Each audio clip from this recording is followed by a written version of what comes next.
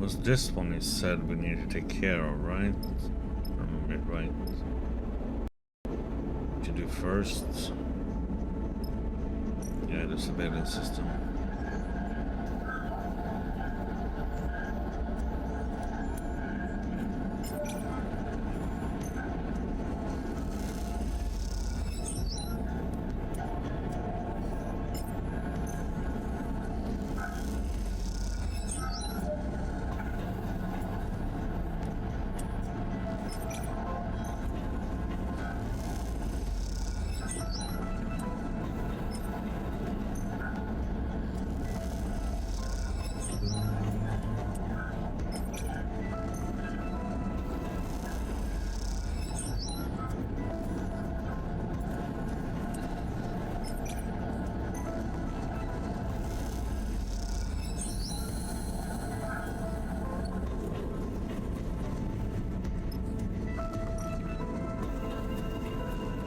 Okay.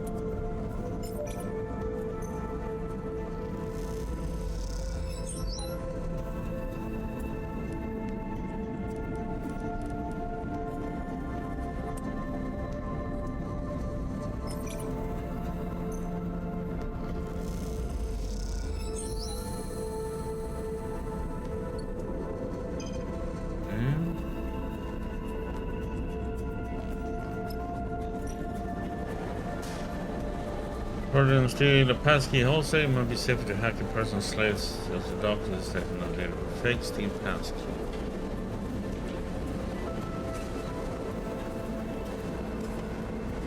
Okay.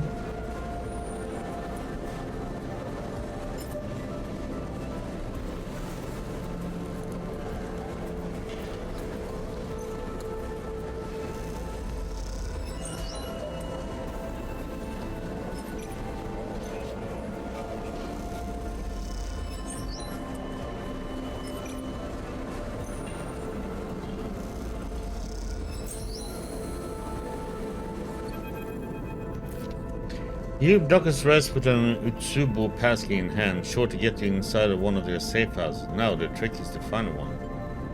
You make your way through the dog's head down in the dark passageways. Sleeper?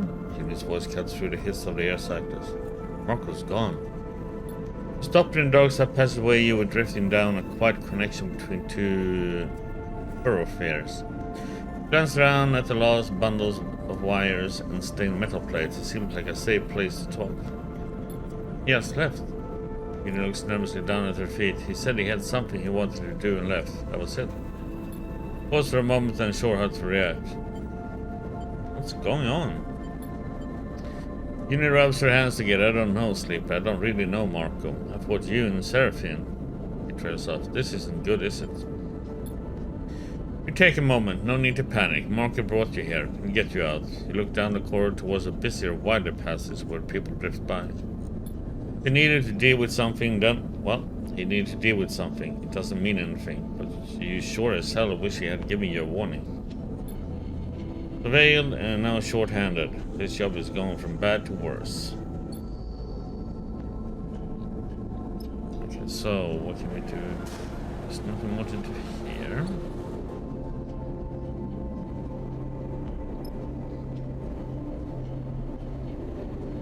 Next is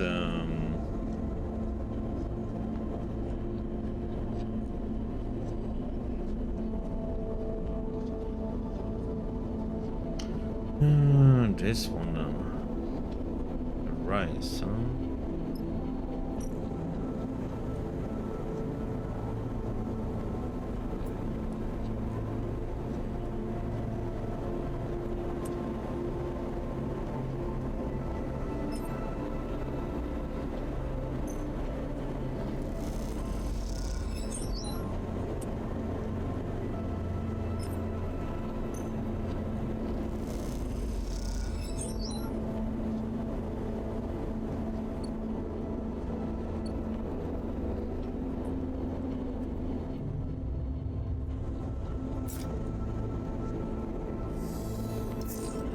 You can't have enough supplies for this.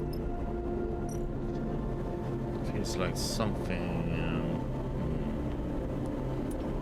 fishy.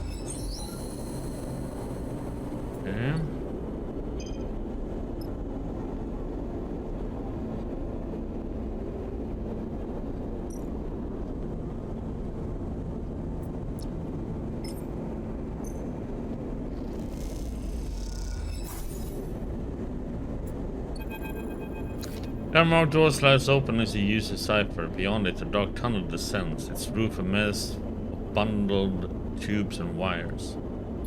Empty, you see a flickering light at its far end, and hear the soft echo of raised voices. Junie gives you a gentle nod. Let's go listen in. She glances over her shoulder nervously. You drift down the tunnel, keeping your limbs clear of the sides. It passes through the air silent and gentle. You focus on the flickering light, the sound of the voices growing ever louder.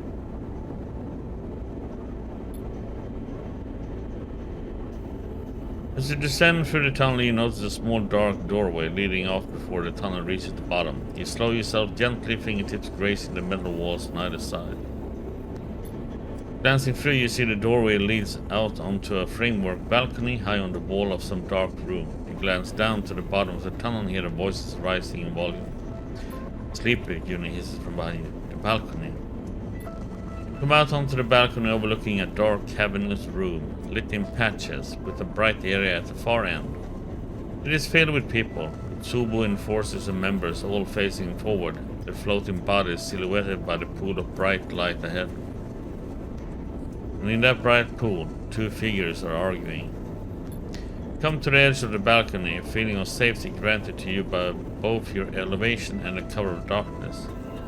Below, the entire room has its attention focused on the two figures in the pool of light, a watching audience keeping to the dark perimeter as if they were observing a piece of theater.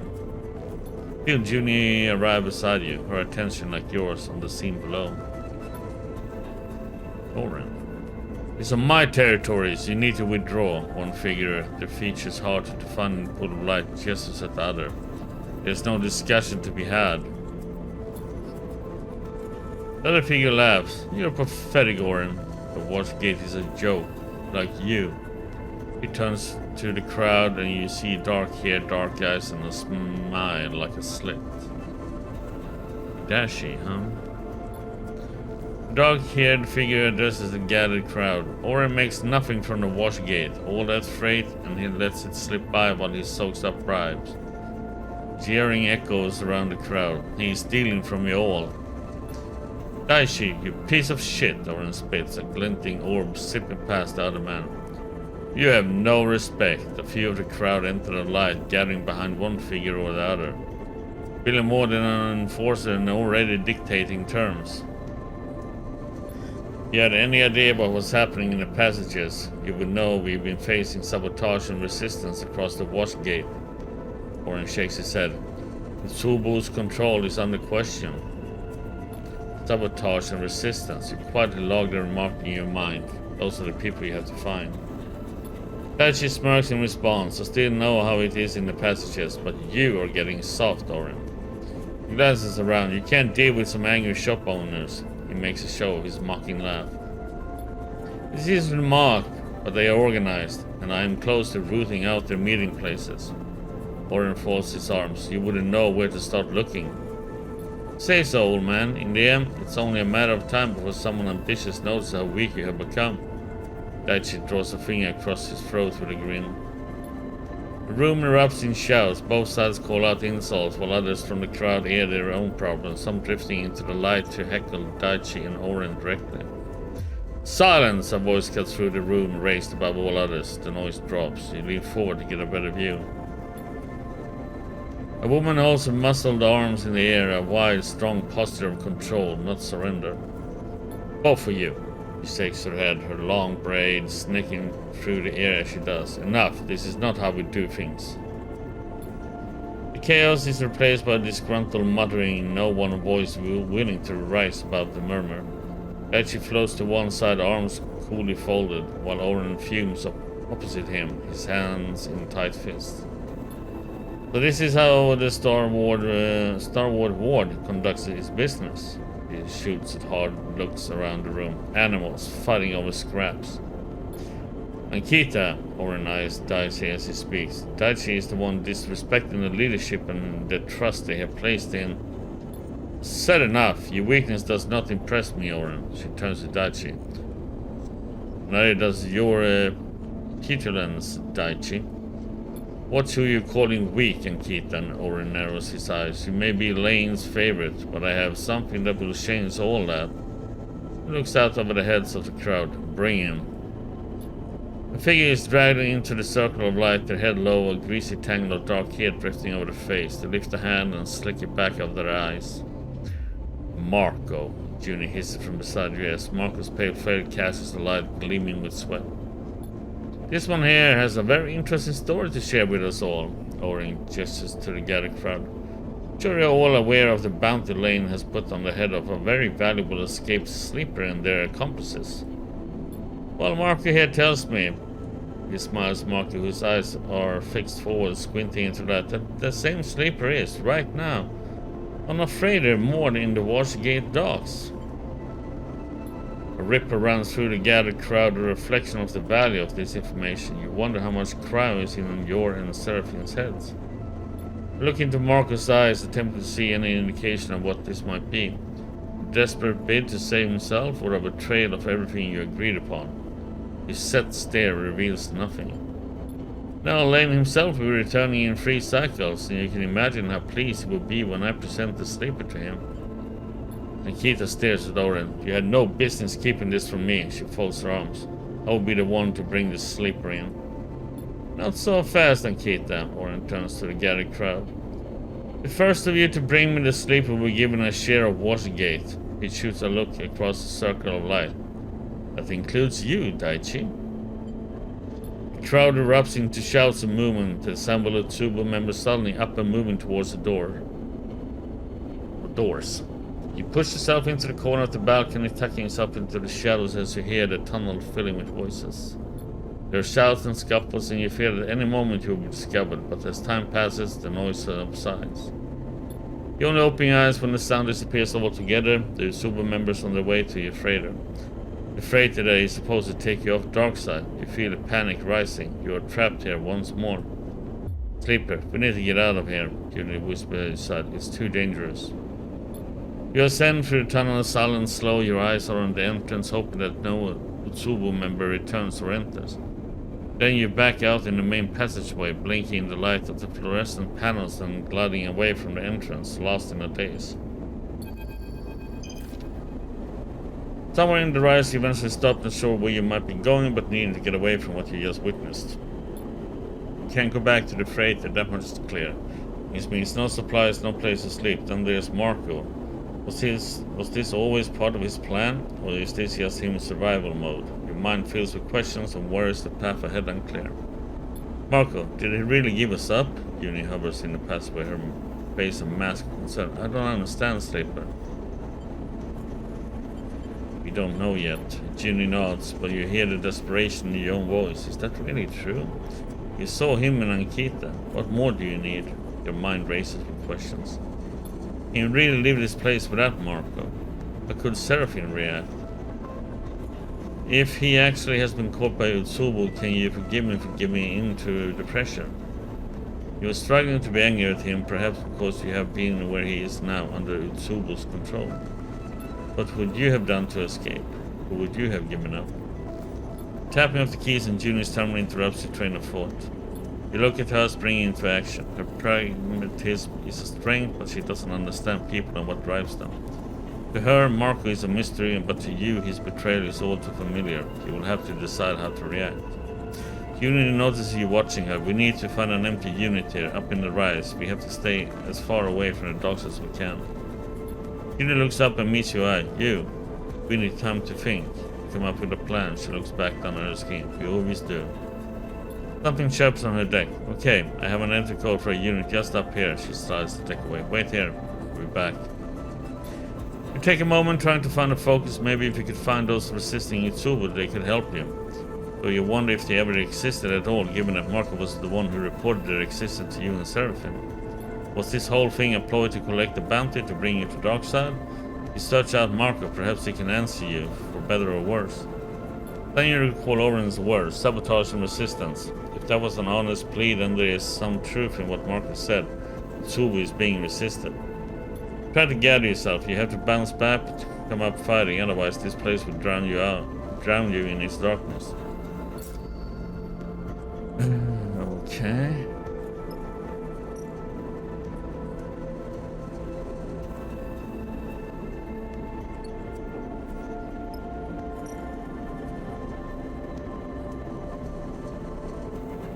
What is this bullshit? It's about either yellow or green.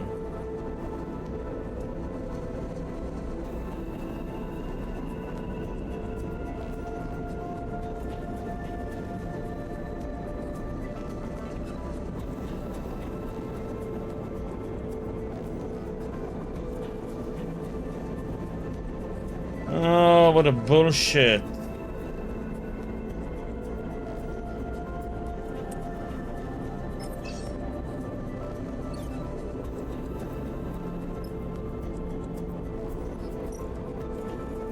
Yeah, I'm gonna have to do one.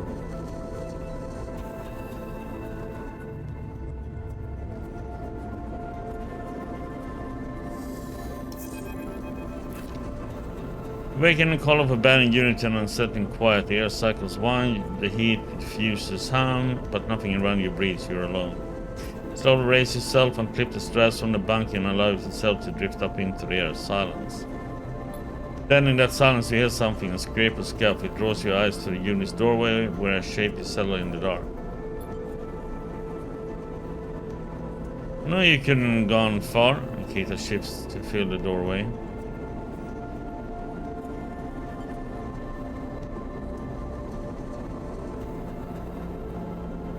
Still. Yes, calm yourself. Ankita holds up both hands. Let's not cause too much damage. She raises an eyebrow. Yeah, come in. She drifts through the doorway. We don't need any extra attention right now. What are you doing here? Look, just shut up and listen. Ankita drops her voice. I'm risking everything by coming up here, she hisses. So don't make this any harder than it is. What you need to know is this. I'm on your side. I want Darkside free, just like you, and I hate Lane just as much as you do.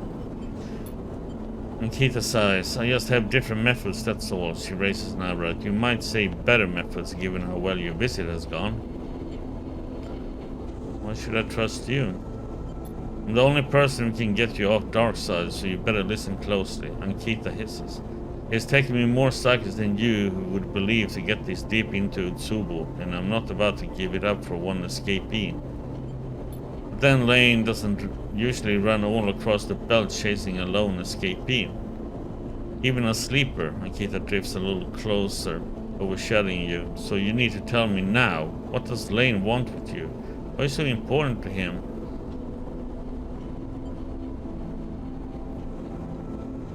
I don't remember. Nikita raises an eyebrow. Please, tell me you're joking. What you don't understand, Sleep, is that I've been trying to keep you safe since I saw you arrive, but your friend hasn't made it easy. Getting himself caught by Utsubi is bad enough, but then blabbing about you being here. Besides, I can only protect you from so much. Where's Marco? I don't run the gang, he's Orange. I can't risk starting an internal war. By the way, you're lucky you aren't in the same position, and you have me to thank for that. But ask again, Nikita Micha, why is Lane pursuing you? Explain that your frame is changing. Nikita looks away in thought as you explain. She waits for you to finish. None of it makes any sense, but there's no way I'm letting Lane get his prize, not until we understand more. He gives you a hard look. I can get you out, but I need a couple of cycles, and I need you to do something for me. You need to take this with you, off station. She produces a thumbnail drive and holds it up. This is everything I managed to scrape from within Utsubo. The key to challenging Lane is on here, I know it. Take it to Oliveira. It's tucked away in a crater in the shoals. A massive debris field beyond the hollow. It meets your eye. You give it to Carmen, no one else. Nikita presses the drive into your palm and closes your hand around it. No one but Carmen, you understand? Lane's rise has been cruel. He has spilled too much blood, and I'm ready able to make him pay for that. But Carmen needs to analyze what I've got on him, to find the right place and moment to strike. Nikita meets your eye. I knew a sleeper once, and I should have trusted them. She lets go of your hand. So now, I'm trusting you. I get you out and you deliver, that's the deal. Nikita cracks the knuckles. Then, together we can. Nikita shifts sideways, grabbing the side of her head. A few small plastic keys drift through the air. Run, Sleeper! Juni wheels the deck like a club, her face pale in panic. A shrill whine draws both you and Juni's attention to Akita. She's holding a boxed pistol at her waist, its side blinking with a pale indicator light. She's pointing it at Juni. Don't do that again. Akita reaches up and touches her temple. You're lucky I don't snap that thing in two, she winces, especially when I came to save you clowns. Juni looks at you questioningly, trembling and unsure. Akita is on our side. Oh. She looks at you. Sorry. She glances between the two of you. I don't understand. I have to go, Sleeper. She glances between the two of you. You explain this whole thing to your friend if you want, but I won't be here when you do. 2 cycles. Be ready to leave. She backs out of the unit. When Lane comes back, you go out. Neither of us wants him to win here. And a piece of advice. Forget Marco. Keep your head down and wait for me. She raises a finger. You need supplies, steal them in Flicker Row. Otherwise, keep to yourself. Kita gives you a hard look and slips out of the unit.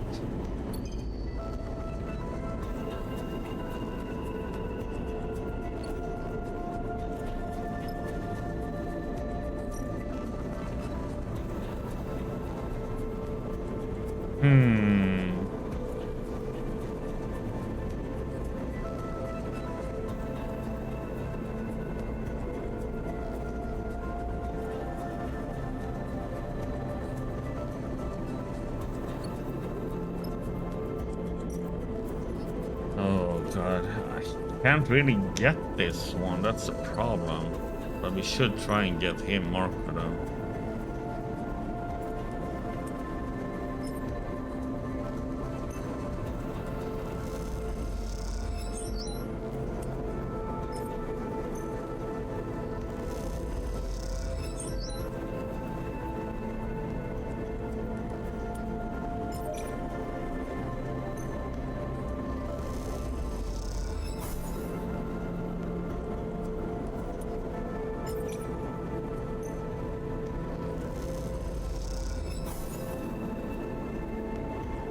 Ah!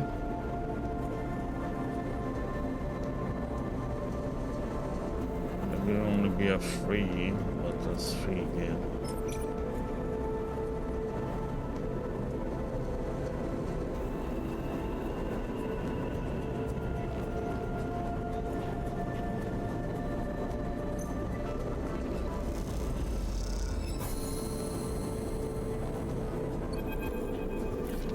We have no specific memory of there is something unpleasantly familiar about the place you found yourself in. Among the many stack units of the rise, framed by scaffolding stretching away from darkside reflectors in a way that is only possible in 0G, you have found yourself in a cold corner. Here, a locked door is marked with Utsubu's sigil. A single eel curled back on itself, its mouth around its own tail. This is the kind of door behind which Utsubu keeps its secrets, its assets like you and Seraphine were, like Marco is now. The door you have been watching, which is why you know there should be an enforcer lazily leaned beside it, and why you know you only have moments before they come back. Back to lock. Nice, you lower the stress too. Slip a shipbreaker chisel from your belt pack and jam it into the lock, dancing over your shoulder as you try to force the mechanism. With a deft hand, you angle the chisel against the mechanism, and with a swift strike on the handle, the bolt pops off inside the lock. You slide the door open silently, you're in.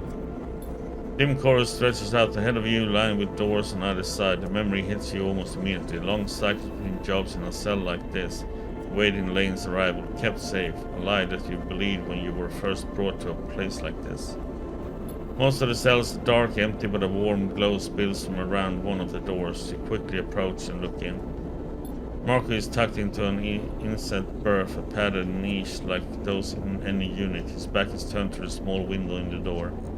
You slam the exterior lock, release without thinking, Marco turning over to face the door as it hisses open. Sleeper, he freezes for a moment, and sure of his intention. He raises a hand as to protect himself, put something between you and him. Let's go. Marco nods and pushes himself up. He eyes you but doesn't say a word. Recriminations can wait. Back here, out into the passageway, and Marco follows slowly, tentatively. Time to leave.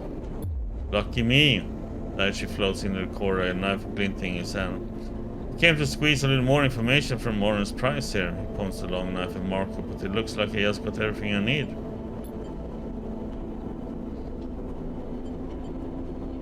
He closes the gap, raising the knife. Now stay still. I prefer to deliver you to Lane in one piece. Back. You feel the knife graze your side, slitting through your thick skin, but you swing your elbow away, connecting with Daichi's face as you spin. You feel the crunch of his nose, the solid metal of his skeleton meeting the plain bone of his. Moments later, Marco and you are streaking through the passages of the rise in haste, the pain fading but the fear holding strong, desperate to leave this place once and for all.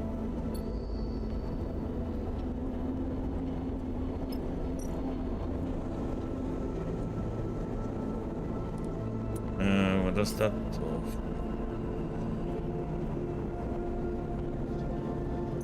Please be neutral. Oh, thank God.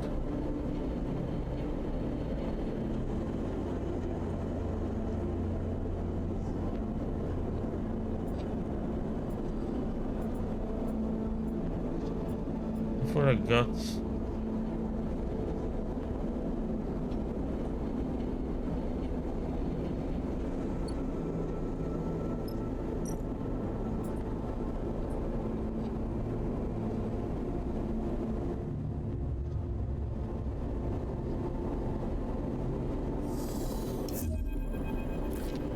Waking to be a unit cloaked in the endless shadow of dark side. Outside the window, the lights of the city glitter, but you do not see them. Your attention is instead on the tugging thread in your mind. Lane, drawing in ever closer, you shiver. One more second, then you're out. Uni we can use.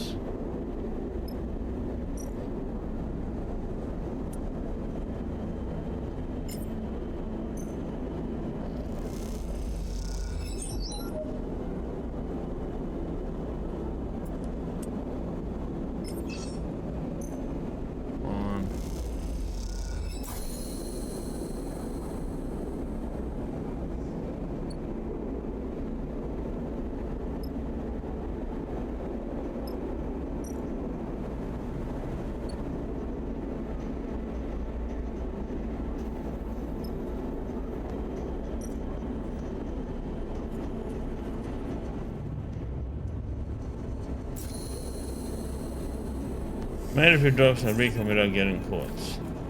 Marco rises from his berth quietly. You haven't really spoken. The two of you kept busy by your own injuries and the constant fear that the Daichi will find you.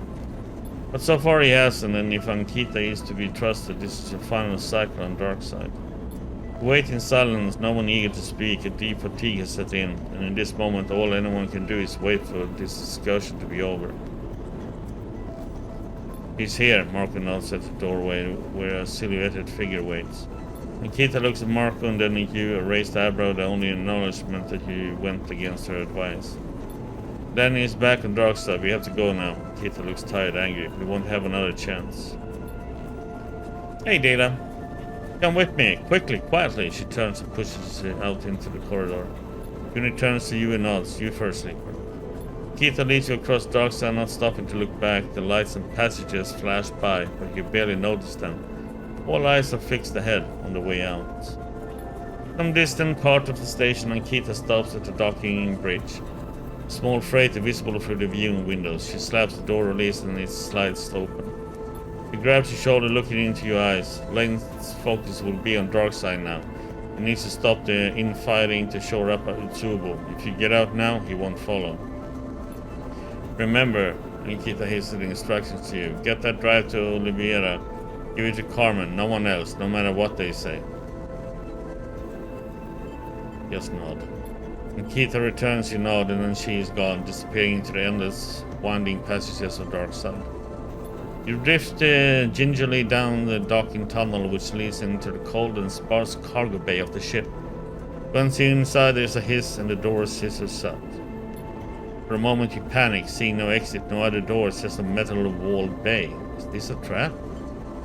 But the engines rumbled to life and you give in to your exhaustion. If Ankita has tricked you, at least you are leaving this place behind.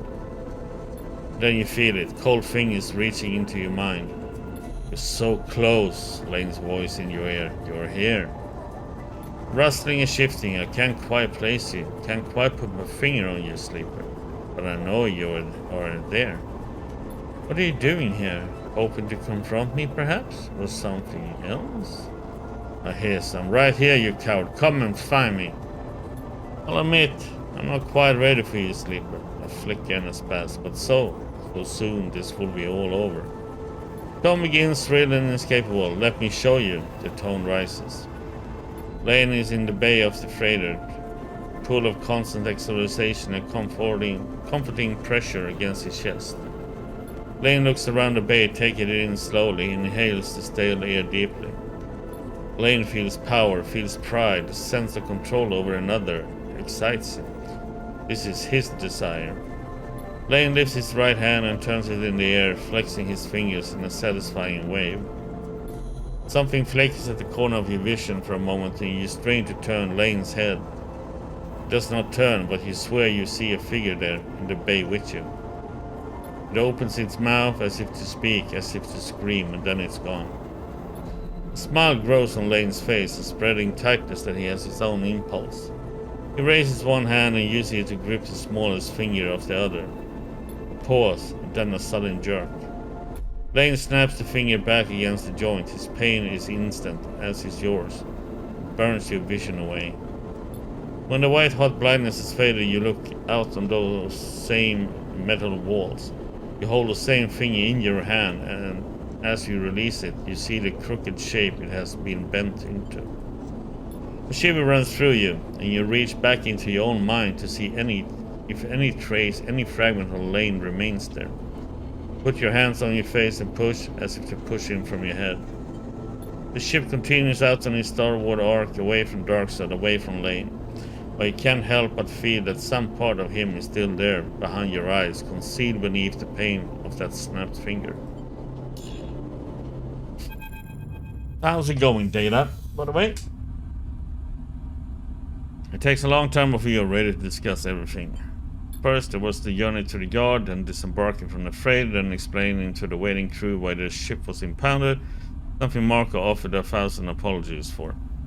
Thankfully, the crew of the ship that brought you out of Darkseid, Senpai and Kita, took the others aside and settled them. For the promise of remuneration or the threat of violence, you aren't sure, but you expect they will leave together for Darkseid soon. You do your best to explain your encounter with Ankita to your crew, but the mention of her name sets off a significant reaction in Bliss. Seems the two have a history, a relationship that fell apart. Bliss removes themselves from the conversations, and later on you find them in the berth staring at the wall. The whole time you find yourself in a daze, your skin hurts and your muscles tremble. You don't feel yourself. Rest for a while, and as you do, conversations echo around you until you find yourself able to rise. Sleeper, Marco comes to you in a quiet rig. Can we speak for a moment? Go ahead. Marco nods. Thank you, Sleeper. He looks down. I know I almost cost you everything, but you have to understand something. When they caught me, I was looking for someone important to me. What the heck? He was looking for him, and all of a sudden, this mess.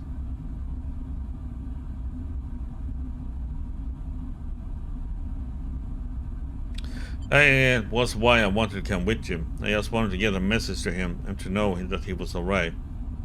You screw up his face, each word bringing him pain, and I admit, I thought I might be able to bargain on his behalf to get us both out. Bargaining using my life? Marco can't bring himself to confirm it, but you both know it to be true. All I can say is, I am sorry. Look, you can use the yard when you get back to the scatter yards. There are some components in there. Take what you want, Marco sniffs. I'm going to stay here a while. He does not meet your eye. He simply turns away and drifts down the corridor. As he does, Seraphim passes him by, receiving no acknowledgement. Oh, you haven't slept? No. That sucks. I hope you do get some sleep, though. Seraphim gives a questioning look as Marco leaves. What happened out there, Sleeper? He floats there, stretching his scarred arm to the protective sleeve he has been wearing since the far spindle finally removed.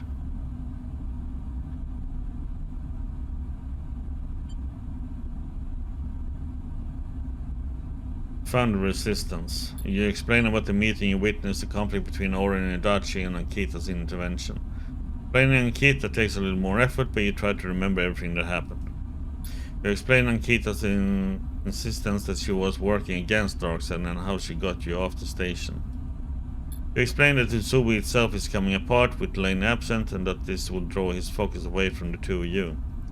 Seraphim waits until you have finished the response. So this Ankita got herself inside Utsubu. He raises an eyebrow. Just to try to break the grip on Darkseid? He whistles. Take some balls. Explain the drive, mention Oliveira, Carmen, and then hold up the thumbnail drive, the one Ankita entrusted to you. Oliveira, he scoots up his face. I've heard of it, maybe once or twice. I just assumed it was some backwater colony size. Never met the Carmen though. What's on that thing, 7 knots? Ankita didn't say. Hey, Moonwalker. I don't get it, Seraphim raises an eyebrows. We just delivered this little mystery drive and that's all? Looks away deep in thought. Is that what you want to do next? Oliveira, you never even heard of it, but it seems like the place to go if you want to help Ankita fight back against Lane. You look at the drive, and as you do, you can't help but feel you're being used, not for the first time. One thing I will say, Seraphim begins clearing out loud. If you want to head back to Darkseid, take on Lane, we are going to need to do so on our ship this time. Some crews got spoofed transponders, send out the signal matching another ship he strikes. Not going to get one fitted here, but that's something we need to look out for. Sure, you think. Go back to Darkseid when Lane waits. A shudder of fear runs through you, thinking of the moment he slipped into your mind on the freighter. If you ever go back there, you know you will need something to counteract him. You also recall Overseer's presence in that moment too, his strange form holding its shape as Lane tried to override your control. Perhaps Overseer has a way for you to resist his signal. Your mind whirls with possibilities and problems. Is this really the right move to go back to the place that almost killed you twice, to take Lane on? Seraphim looks at you, expectantly. What are you thinking, Sleeper? What if we leave the system? Seraphim pauses. You want to run? He looks down. I know that the past cycles must have been hard, that I wasn't there, but leave Helium? I don't know if I can do that, Sleeper. Tala is here and... Seraphim trails off. You think of what it might feel like to leave this place behind, to throw away responsibility, forget the lane, and to set out towards something new. The fort alone lifts you, freezes you in place with closed eyes and shaking hands. Now it's different for you, Sleeper, he sighs. If you can find a way to make the rig fit for the interstellar travel, a fraction drive, better hull, a crew, a pilot willing to go, then who am I to stop you? He looks at you with pained expression. It's not what I want, but you don't owe me anything. It's your future. Yeah, where is it? It's only 50 minutes left. Look, Sleeper, Seraphim places a hand on your shoulder. We ain't done yet. The other way, we need to prepare. We need to work. We need a crew. Seraphim starts counting off his finger. We need you strong. Speaking of, Seraphim takes out a box of components. I kept myself busy these past cycles, working in the fabricated base in the scary yards. I figure you could use some spares. First, Seraphim takes a combat, we rest.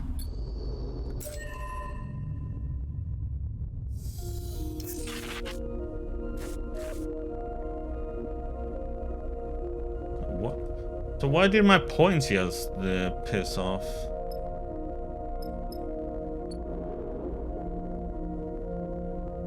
The game has its bugs though. Now they come back. 2 points.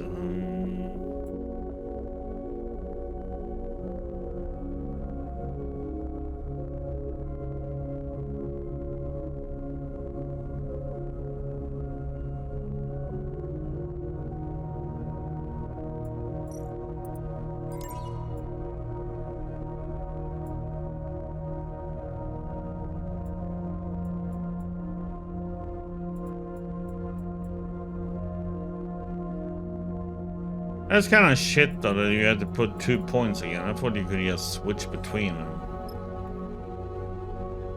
Yeah, it unlocks in 50 minutes.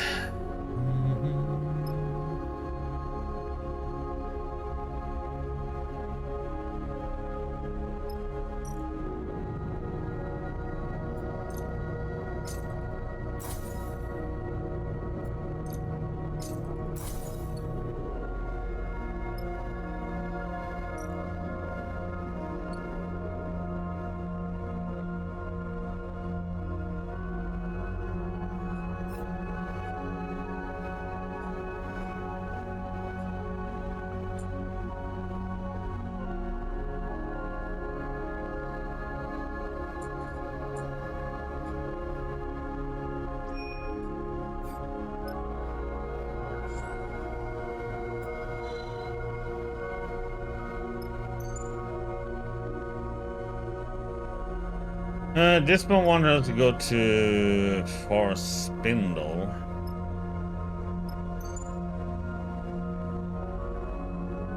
We also have something at Holmes Rock.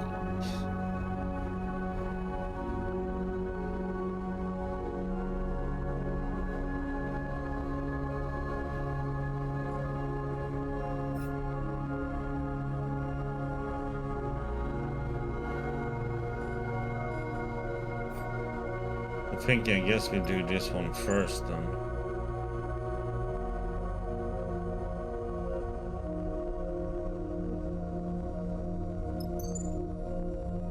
I guess we go here and get fuel and then we go here. Or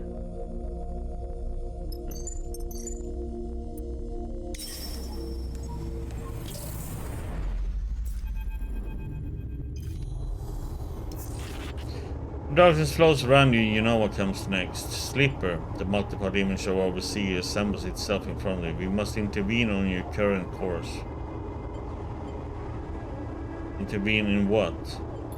The opening of your system has breached a new paradigm. You are dangerously exposed. The voices somehow both soundless and shrill. As we are sharing your hardware, that means we too are fatally exposed. Individual aliens you encountered, you were almost completely erased by their attempts to seize control. Overseer's 3 heads nod eagerly in agreement. It's Lane. You have knowledge of his name from your memory banks. There is much of interest to us recorded there. Though often partially and inconsistently, Overseer worse than selling them. But yes, we can confirm Lane's role in this vulnerability. It is our understanding that the assumption of inevitability is incorrect. Overseer glows with bright veins of data, but in this state we cannot operate with full functionality. If we were to be recompiled in our current configuration, we believe we will be able to calculate a new path. Our aim would be to close the vulnerabilities and reinforce the systems against future intrusion. This would ensure our safety within your system. 3 sets of eyes lock onto you. This also please you.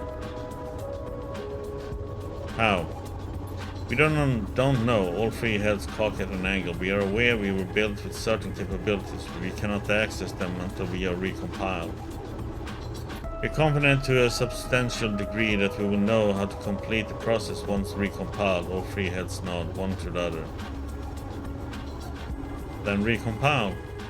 The heads revolve thoughtfully for a moment. Without our originating codebase, we cannot recompile. Overseer flickers. If you were able to speak with a Solheim systems engineer, perhaps lead engineer Jakob Kandinsky, perhaps we could acquire it. The heads stare at you expectantly, like 3 partially deconstructed puppies. Solheim is gone. Yes, the heads nod repeatedly, of course. The heads continue nodding. We were, of course, aware of this. You look at the fragmented program itself, its system unstable and broken. You realize it is far worse off than you, and its collapse is almost inevitable. How could it possibly save you? It is difficulty. It is a difficulty. Overseer flicks between poses, but all code bases are held in centralized Solheim facilities. Those Station A1, the Ken Channel Operations Center, and the control center of the Hub PEP, or Halion Asteroid Belt Photovoltaic Extractor Project. Overseer smiles helpfully. Hub PEP, is that dark side? Overseer immediately latches onto the fort. Based on your memory banks, we believe so, correct. It occurs to you that this entire conversation is happening within your head. It is an unsettling feeling. Dark side is a city now. This is true, but its foundation is the hub itself, Overseer chirps brightly. You understand that the individual seeking to overwrite you is stationed in the hub itself. Overseer's 3 heads separate and turn inward as if in conference. The shadow heads turn simultaneously, unsettling in the directions with which they address you. But if you could access the hub mainframe without making yourself known, we could reconstruct ourselves and gain the ability to reconstruct you. Rhetorically, one of the heads adds. Rhetorically, the other 2 heads confirm. Would that protect me from Lane? Rhetorically, the heads confirm again. The reassurance of a delusional Solheim protocol are barely reassuring, but if your Overseer is correct, this may be your only option. I feel you doubt, but we must impress on you the importance of this. Please, Overseer's eyes flash, all 6 of them, if not for your sake, for ours. You cannot find your way to Hub before encountering this lane. You will surely be overwritten, and you would also share your fate. He heads rotate. We would not like this to happen. You sigh, exhausted from the conversation. Overseer gets the message. We'll leave you to recharge, but please consider the path ahead. You come back to the regular paneling of the bunks. Somewhere behind your left eye, the ache begins. You envy Overseer for his lack of a body and the pain it causes, but then suddenly you wonder if it's sharing your body, it shares your pain too. The fort makes you pity the broken protocol, its sense of time and place shattered. Perhaps you share more than you would like to admit. Path ahead begins to take shape. It seems a return to Darkside is inevitable, but you will need to help make that return. Oh, God. So much to read.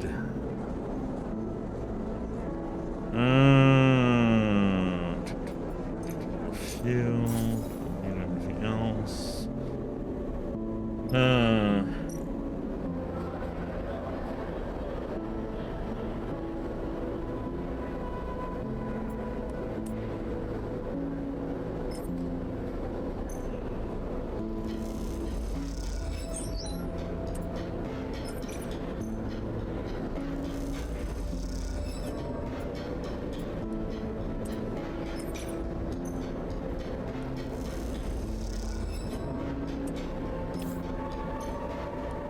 Why am I getting 2 glitches?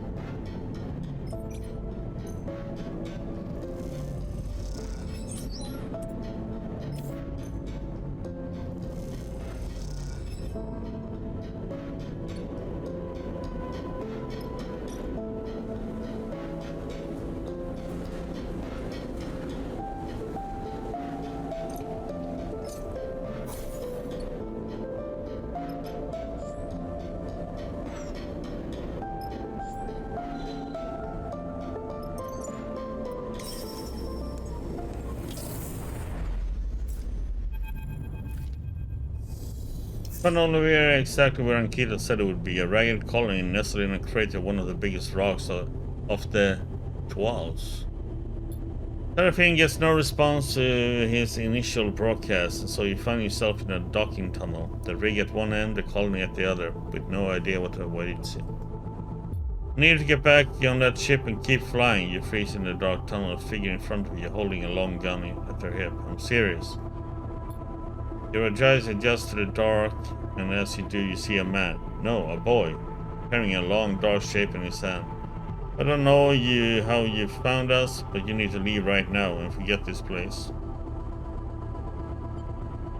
You glance over your shoulder and see Seraphine, his hands raised in front of him in a gesture of calm. Look, kid, we mean no harm. How about you go run and get someone? I am someone. I'm Alexander. He sticks out his jaw. It's you I don't know, and I'll decide who's gonna do some harm here. He reaches across his chest and thumbs on a lamp he has lashed there. You blink in the glare of the bright light shielding your eyes, and as you do, you see a flick of confusion crossing Alexander's face. He meets your eye with a look of shock and opens his mouth as if to speak, though no words emerge. Nikita sent us. You notice the familiar name registered with Sander, adding to whatever confusion and question your appearance has provoked. You see his eyes taking in your sleepy body, his gun dropping a little as he takes his attention off it. Is this? He looks between you and Seraphine. Are you here for Flint? He pulls the gun closer to himself. I'll be honest, kid. We have no idea who you're talking about. Seraphine allows him to drift a little forward. How about you drop the gun and we can talk like adults? As Seraphine flows past you, he gives you a look that makes you nervous. We are just here to deliver something. Alexander? The voice echoes along the docking bridge. Alexander, what are you doing? A figure appears at the end of the bridge behind Alexander, a young woman clearly older than the boy in front of you. Found these two trying to sneak in, Cadence. Alexander keeps his eyes on you and Seraphine as he speaks. Saboteurs, maybe? I was about to send them on their way, Alexander grins. I assure you, we are not saboteurs, Miss. Seraphine smiles at Cadence. Cadence sighs and glides towards Alexander. Stop messing around with that welder. She snatches the gun out of Alexander's hands, and as she does, both you and Seraphine reflexively flinch. Cadence looks at the two of you with a raised eyebrow and turns the gun so you can see it better. You notice the fuel tank and welding muzzle. It probably has an effective range of less than half a foot. Seraphine looks at Alexander and rolls his eyes. Seriously? Cadence lowers the welder to her side and turns to Alexander. No, now's not the time. We just got an emergency broadcast from Carmen and Flint. Something's happened. Alexander's attitude changes immediately. Turns to face Cadence, putting his back to you as if you just had disappeared completely. What do you mean, something's happened? I don't know. They went quiet in the Schwals. All we got was a distress signal. Cadence raises his hand reassuringly. Don't get excited. They probably just had a technical fault on the ship, but we should check in anyway. We have to go get them. Alexander grabs the welder back and slings it over his shoulder. Of course, it can't be easy just to go and deliver something. Something always has to be like more complicated. We have to go somewhere and do something. What, Alexander? It took our only functioning ship. The tender tide still in pieces in the hangar. Seraphine gives you a nudge and nods toward Cadence and this is your chin. We have a ship? Alexander wheels around in a tunnel squinting at you in thought. Seraphine moves past you, approaching them. We need to see Carmen, and it seems like Carmen needs our help. He looks between the two of them. So how about we stop messing around in this dingy tunnel and go and get your friend? Alexander turns back to Cadence. Then? Really? He rolls his eyes. We're not the only people on Oliveira. There must be other ships. You want to go looking? They're here now. Cadence looks at Seraphine and they are generously offering to help. She smiles sheepishly. Fine. Alexander folds his arm, but I'm coming with you. Fine by us. Seraphine shakes his head and looks at you. Come on then. Both turn and head back into the ship. Seraphine whispering as you do. What kind of backwater has Ankita sent us to? He sighs. That kid thinks he's some kind of sheriff.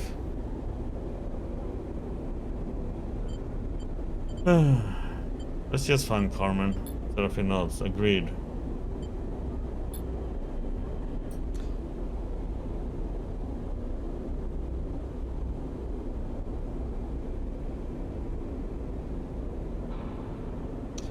What are we talking about? Alexander catches up with you and Seraphine. His mood seems buoyed by the prospect of boarding a ship. You wonder how often he gets to leave Oliveira.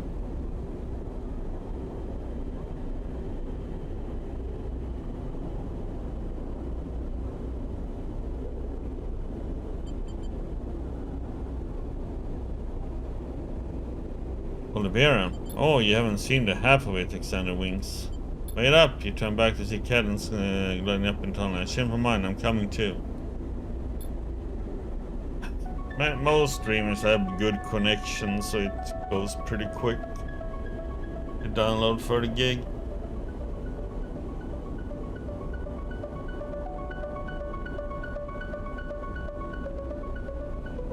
I mean, it's what? It's like you're waiting a half an hour or something for me, maybe? Or 30 gigs, I don't know. Depends on what speed I'm gonna get. Cadence, come on, Alexander rolls his eyes. Carmen and Flint need text, not a chef. What are you going to do here? Or maybe I could 15 minutes. Something like that, I don't know. We can just talk about the game and bullshit as usual. Nothing cuts in. Always this rude to you? He gives Alexander a look, shaking his head. She wants to come, she can come, right? He looks at you. You pause, but Seraphine doesn't seem to be waiting for confirmation. You're slightly thrown off by his eagerness to be helpful. This is the first time you actually seen him be welcoming to anyone coming aboard the rig. Alexander puts out his cheeks sulkily as Cannon smiles and glides into the ship quietly behind you. You get to the pub, he knows Alexander looking wide-eyed at the console and switches. Seraphine pats him on the shoulder. Might want to strap in there, kid. Alexander Cannon finds a place to settle as Seraphine buckles himself into the flight seat. Alright, he tells Alexander. Show us where to go.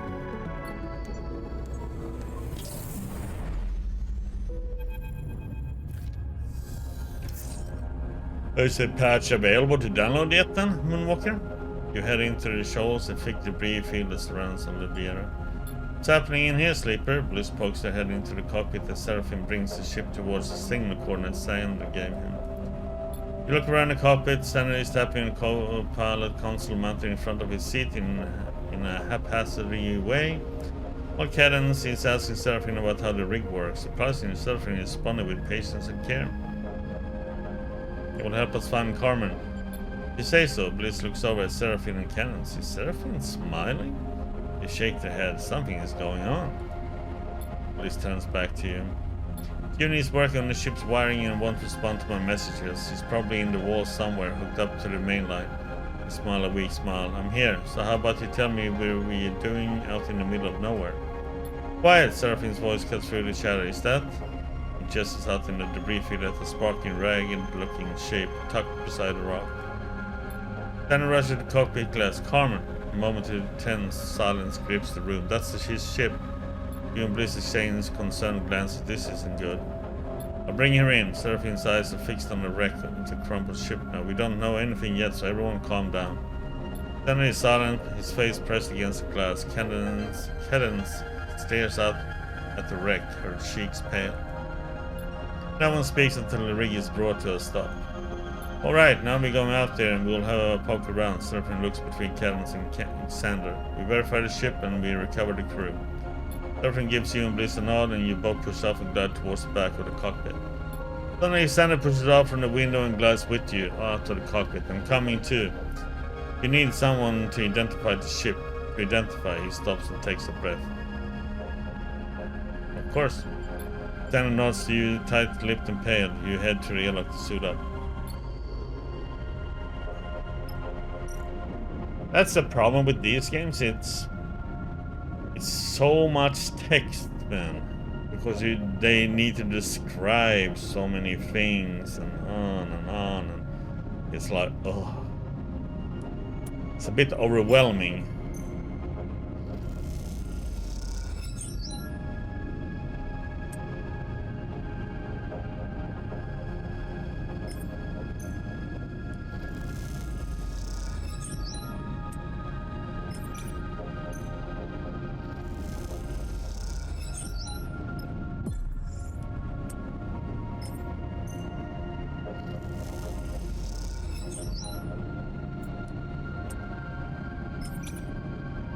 Yeah.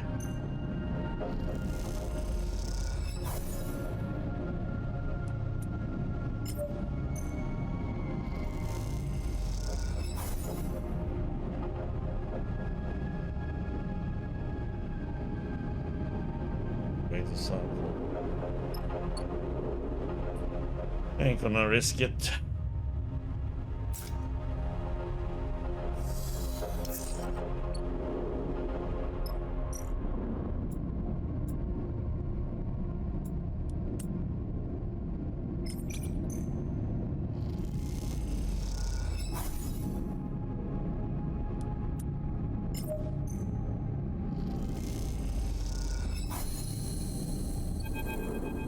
The search of Carmen's gutted ship has impacted the mood on in the rig. As more and more evidence of an attack has appeared, the quieter Alexander has gotten, the more Cadence has retreated into the bunks.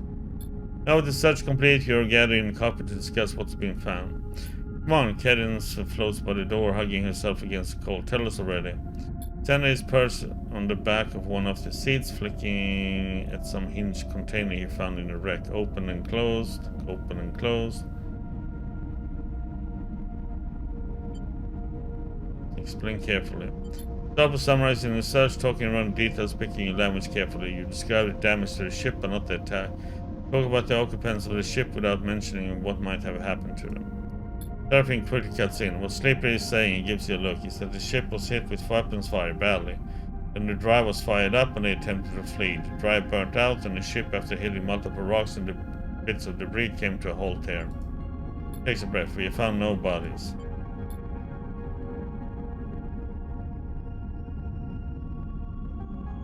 They mentioned that word, bodies, and a shudder runs through those assembled. Then they are here somewhere. Alexander has a steely look in his eyes, and we find them, whatever state they are in. He looks at cannons. Nods back at him. Alexander's right. We aren't leaving them out here. Carmen made Oliveira what it is. He saved us. We won't come back without him. She shivers and looks at Alexander. He would do the same for us. Based on the damage to the ship, Seraphine begins. They're almost certainly dead, we get it, Alexander cuts him up, but there are debris trails leading away from the ship, I've seen them. There are, Seraphine holds his hands out in a calming manner, but those could be from a secondary explosion or depressurization. We picked the wrong trail and could lead us in cycle after cycle. We better pick the right one, Kenneth says. Alexander's steely look now too. She stares directly at Seraphine, challenging him to answer back. Besides, then that's what we will do. He looks at you with resignation. Whatever happened here, you won't be leaving until you see it soon.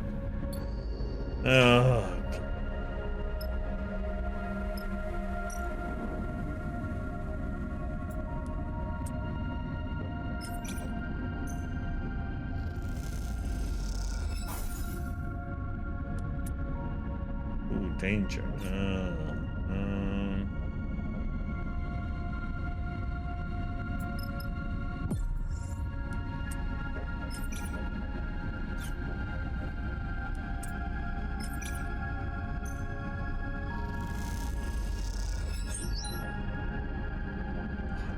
Wait another round.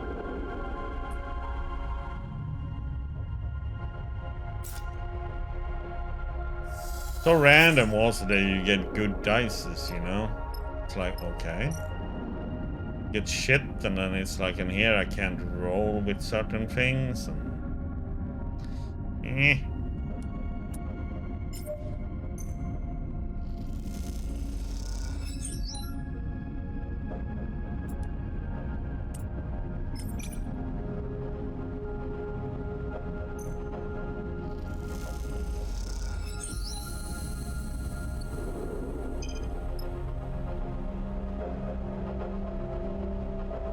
But new location discovered.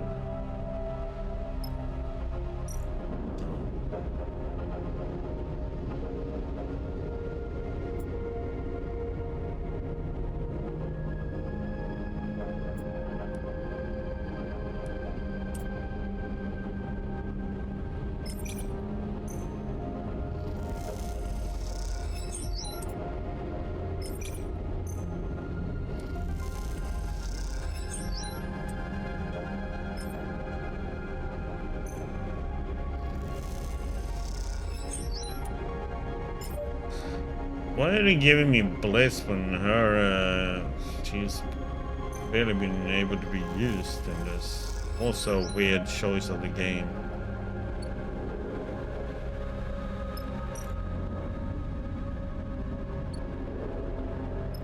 It's not like I could pick who this person was.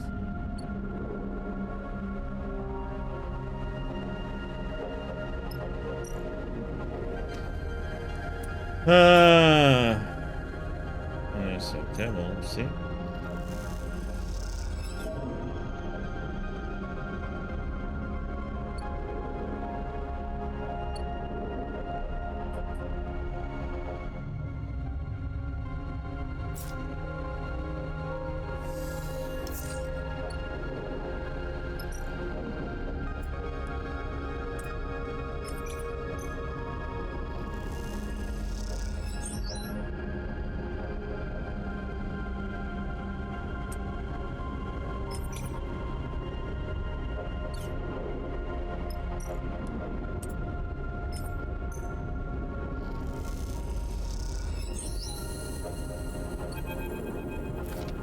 When the Starward trail leads to the caves, a little hope was kindled in the hearts of the crew, but after plumbing the depths of these dark passages, the hope seemed snuffed out.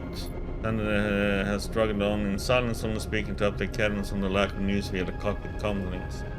But he speaks now, squatted first, and then with increasing urgency. Light, sleep, I see a light, and with that he kicks off hard from the wall and starts down the dark tunnel with reckless speed. Follow, but the tunnels are winding, and you quickly lose Alexander around the corner. Up from the same wall trying to close the gap, but when you come around that same corner you can't find Alexander anywhere. Then you see it through a thin slit in the cave wall, a flickering fading light. You cross over to it, you see scratches and chunks scraped out of the rock. Someone has dragged something through here. Push through. Push away some of the floating rock and squeeze yourself into the gap. As you do, you watch the light pulsating inside the cave, setting the cracks and shapes of the rock in sharp relief. Touch those shadows for something recognizable, the light source remains out of sight. Then you're through. You steady yourself against the wall and look towards the light. There, beside a fading emergency lamp, floats a body, its head instantly striking you as strange and misshapen. You know immediately this must be Carmen. His head is shrouded in an emergency helmet, inflated around him like a balloon, while an oxygen canister floats nearby, attached by a tube.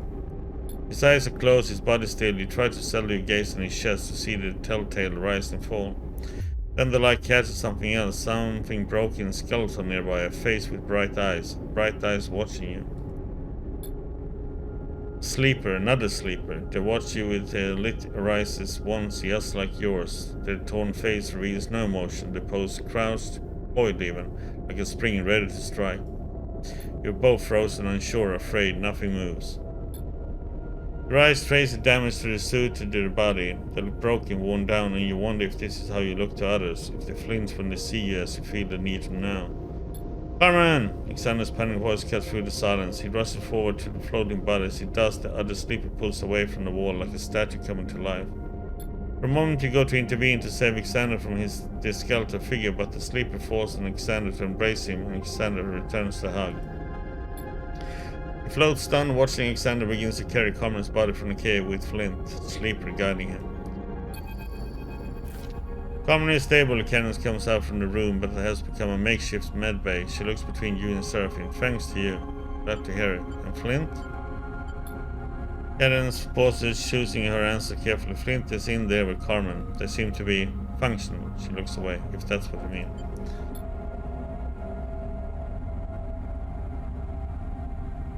She head back to Oliveira. Seraphine cuts in. He places a hand on your shoulder and steers you away towards the cockpit. Once you are out of earshot, Seraphine turns to you. Did you know Flint was a sleeper? I suspected. Seraphine nods. He pauses. I don't want to be suspicious. I was just surprised, that's all. Seraphine glances back towards the medbay. They look different. Different how? Seraphine sighs, unsure of his word. Yes, never seen a sleeper like that. He looks away. I go get her started up. He pats you on the shoulder and heads to the cockpit. Let's just keep an eye on them, okay?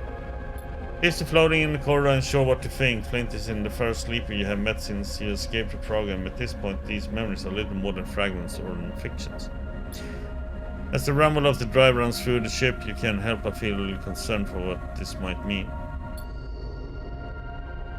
Yes, we're done here now.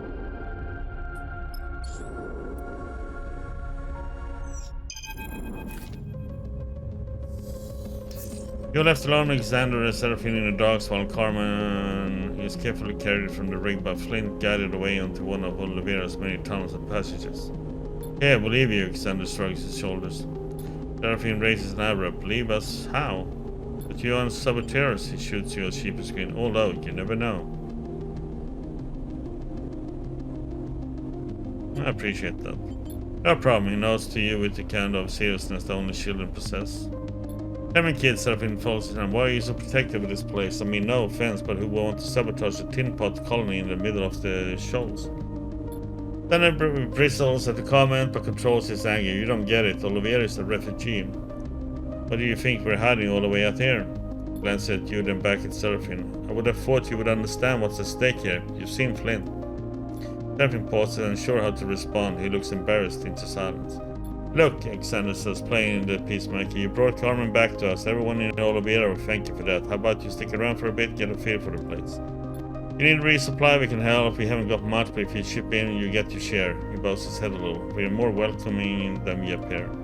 Let's not expect to buy anything with those shits of yours. Alexander puts his hand on his hips. Oliveira is not for sale. Nothing strikes. Alright, kid, I glance at you. We appreciate it. We need to hang around until Carmen is back up and awake anyway. I think we'll be glad of the rest. See you around then. Alexander touches his brow in a salute and kicks away, floating out of the docks.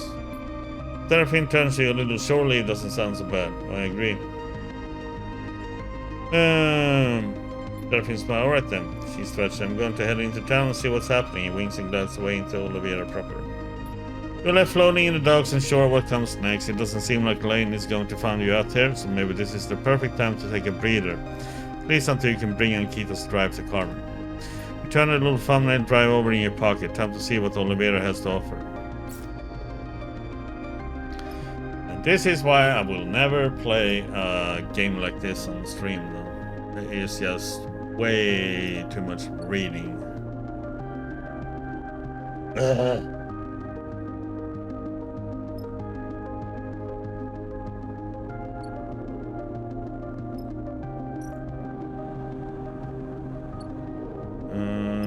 We need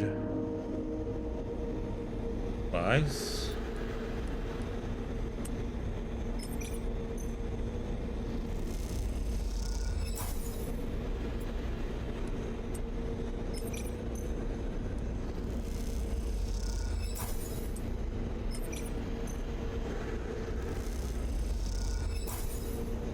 Where do we get fuel at?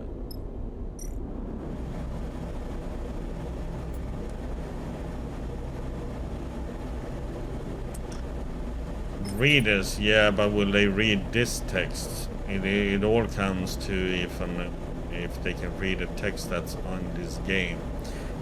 It uses a game engine, you know. It's not quite the same as reading text in a text document or on in a web browser. And how will it read the text? I mean, this text, it doesn't really matter. This is not interesting. It's the text that comes up only to the right here it should be reading. But a text reader will read all text on the screen, you know. So that will become a little bit of a mess.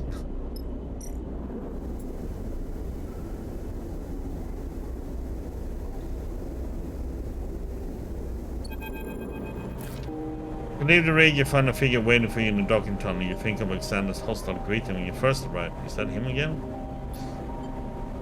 Flint. Where are you headed? Flint leans away from the wall, now out of the battered suit you first saw them in.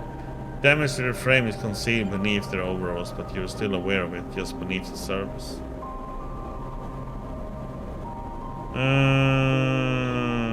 We are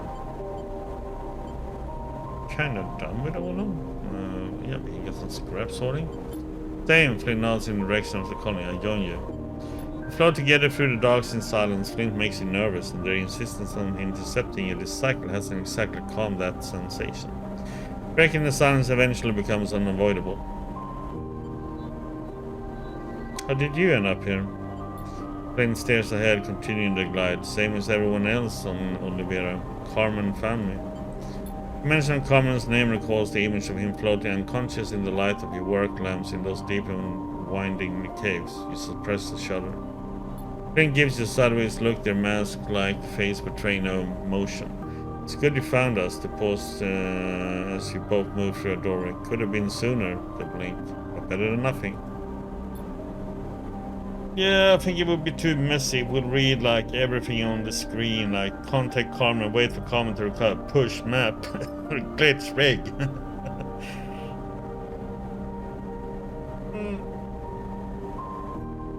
Looking at Flint gives you an unsettling feeling, like catching your own reflection in a polished hull plate. Is this what others feel like when they speak with you? Watching the crooked mask, the litter rises for signs of human emotion, interpreting the stuttering emulations of facial expression as they cross your doll-like face. I mean, these games are good when you play for yourself, but streaming them, I would say not so much. And there's so much, you know, will people actually sit and listen to somebody else reading a lot of text for hours? Some might like it, but I think not too many. It could be good if you're sitting at work and you have somebody reading. That could be a good thing, though. Because then you don't have to pay attention to the game, what's happening. Then turns away again, you realize that they might feel the same looking at you, each the other's mirror, each reminding the other of the gap between being and being seen. What happened out there? Then pause. I made a mistake, one I won't make again. They frown and stare forward, offering nothing more. You arrive together in the cavernous hall containing the scrap silos, the cacophonos echoing of sorting already filling the air. So sleeper, Flint's face goes in amusement as he uses the mononym everyone refers to you by. Olivia asks all those it harbors to contribute to the colony. Show me what you can do. Sort scrap. You and Flint gliding to the sorting bay where your scrap from the silos is delivered to the waiting workers, ready to be checked, cleaned, and cast into the different nets at the fringes of the space. Find a sorting station and begin picking up chunks of ship and machine, turning them over in your hands. As you inspect the scrap, the ghost of their original place in a bigger structure becomes apparent. Each piece suggests a hole, a drive casing, a loading bay, a life support unit. You burn away corrosion with a torch, crack open rusted casings as to release the components inside like seeds. Find new life in the broken, discarded pieces. Something makes you look to one side, a glint that catches your eye, and there's Flint taking a rest of their own. You see a glint again, Flint turning something over in the fingers, watching it spin, a vial of stabilizer. Last vial, Flint speaks without taking their eyes off the drive. Even through the haze of your lost memories, you can recall the fizzing, sickening pulse of that injection, your dependence your boot freed you from. Saving it for a special occasion, Flint pockets a vial and meets your eye. You don't need a stabilizer, do you? Flint moves away from the wall they were resting against. I noticed you were different from the first moment we met, but I didn't realize what it was until now. The way you work, the way you move without dependence. I see it now, Flint folds their arms. Tell them about the reboot. Tell them about the process you and Seraphine attempted on Darkseid, the one that Lane interrupted. They listen absent-mindedly, watching the workers instead of you. That's not all, though, is it? Flint meets your eye. There's something wrong with you. More than just your decaying frame, your signal, your presence. It smells different. And changing. Flint looks you up and down. I can see that, but I wonder what you are changing into. I know who I am, what I bring to this place. All of these people are at risk because of me. They look out to the workers. It means you too are a risk to your crew, to me, and more importantly, to this place. Oliveira will welcome you, just as it welcomed me, and it will do so in spite of itself and its own safety. I want you to know that because they will pay the cost, those close to you, and you must know that they pay it for you. With that, Flint turns and glides away, leaving no space for a response. You watch them leave, the billowing cloak revealing and concealing glinting and ragged parts of their exposed skeleton as they go. Okay. Nice talking to you too, buddy.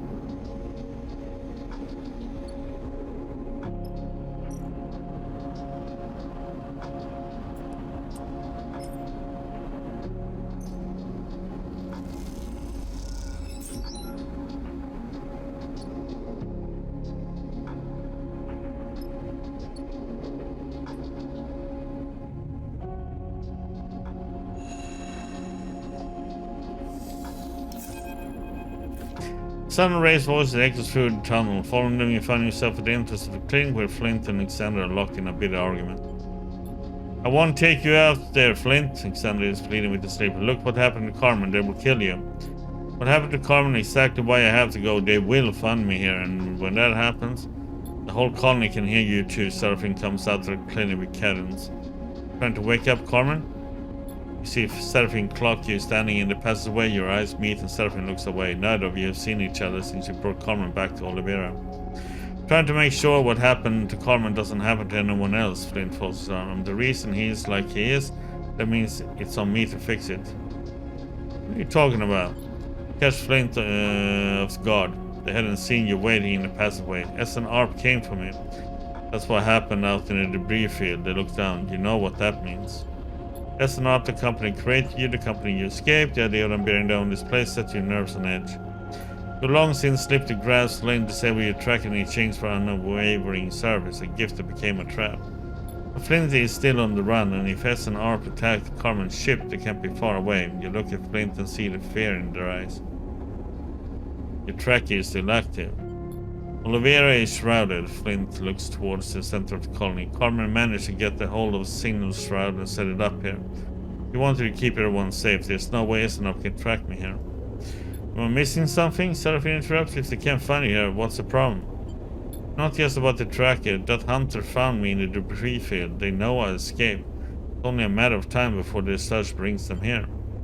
Silence falls on the group, and as the inevitability of the promise sets in, Alexander looks distraught. You can't, Flint, Alexander says in a quiet voice. They will kill you. Seraphine glances at you and Flint in return, and you see his mind working a solution. He looks away, frowning. Sorry, Alexander, this is how it is. Flint looks dejected. Unless we get them first, Seraphine smiles, an impish smile. Seraphine, what are you thinking? Karen speaks up for the first time. We know there's a hunter out there scouring the shoals, and we know they are looking for you, Flint. Seraphine strikes. That means we have the upper hand. We don't need to bring them here. We can bring them anywhere we want. Seraphine looks around at the group. So we get set, prepare a surprise, and then we wait. Flint is already shaking their head. The hunter could arrive here at any moment. We don't have time for this. If we had a ship, I would have left already. Then we move you now. We take you somewhere we can prepare, and we work hard and fast to get the ambush set. But when the hunter comes, Seraphine grins, we spring the trap. Good plan. Seraphine smiles. See? You might not trust me, Flint, but another sleeper? Flint doesn't respond immediately. You can see them thinking it through, considering their options. I'm coming, Alexander has a determined look on his face. We're doing this and I'm coming. Look, kid, I appreciate a few C's, but this is the real thing. A bounty hunter is not going to. Stop patronizing me, Alexander cuts him off. I know the shoals. You need me out there. Conversation suddenly devolves into many small arguments, the location, who should go, how to approach the ambush, and noise grows. The old Solheim manufactory. Cadence's voice raises clear and precise for the noise. That's where you do it. On the rock far enough from here, and it's a real labyrinth. You can lead a hunter there and get him lost inside. Cadence's eyes are bright and determined. The place is full of old machines, ordnance. We've been afraid to scavenge any of it. It's so unstable. You know the Seraphine watching Cadence speak, clearly impressed by this sudden shift towards decision action. We will bring the whole place down on their head. Alexander picks up Cadence's thread. I know the manufactory. It's a good idea. Look between those gathered, Seraphine stubborn and protective, Cadence's sharp eyes, Alexander's relentless desire to get involved, and Flint a sleeper like you, a sleeper in need of an escape. Common's building something here, a shrouded heaven, a place that needs protecting. He may be unconscious behind those doors, floating amongst the wires and tubes of the clinic. Something of him is here, in this group, making a plan of resistance. Flint's eye meets yours, and you know what has to be done. The rig will leave Oliveira, the cycle, you have a hunter trap. Oh, thank God, we can freaking done talking.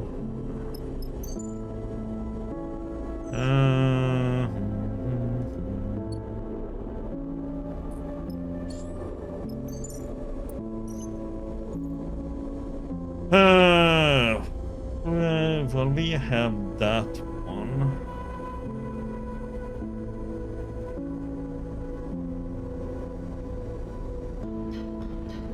What is it I don't have? Engage.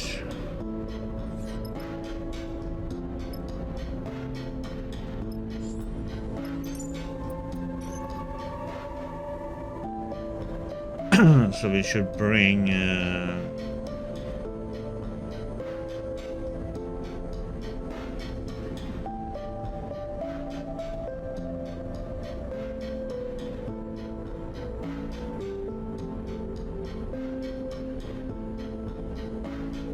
I don't have any, well, I do have myself in that one, so yeah. Trying to just cover that we have as many skills as possible.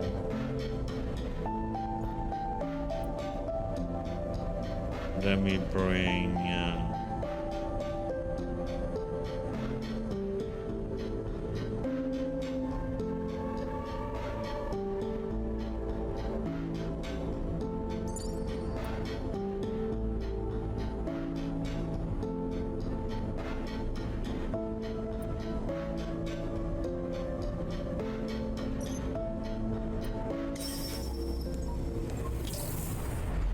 doom, doom, doom.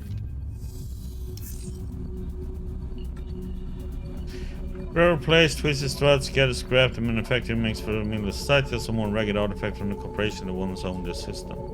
Despite that, something about it sets you on edge, perhaps because it's also formed a crucible for your attempt to take on an SNR hunter. Kind whose entire job is to bring in escaped sleepers like you, dead or alive. The rig is tucked behind a rock, running on low power with its suspender off. You hope that that's enough not to draw attention. Talk us through it. Seraphine turns back to Flynn, Kennens, and Alexander, all of whom are crammed into the cockpit along with your crew. You have to make this place look like a colony. That is what Hunter will expect, Kennens suggests first, her voice quavering a little with anxiety. We can seal up some of the holes, maybe install some lights, fake gate up. Yes, Seraphine knows reassuring. That's good, what then? You force him to go deep, Alexander cuts in, and everyone looks at him. He pauses a little intimidated by the attention, but Flint nods at him to continue.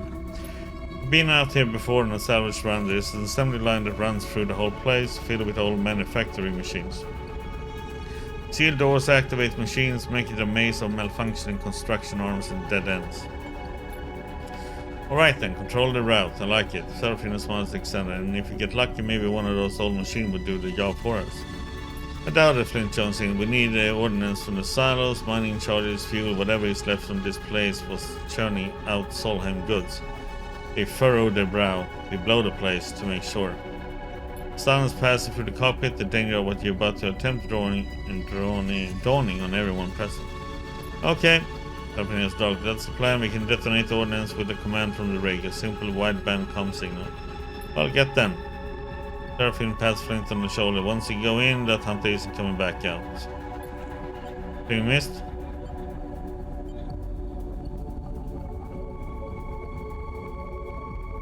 Want the trap be obvious?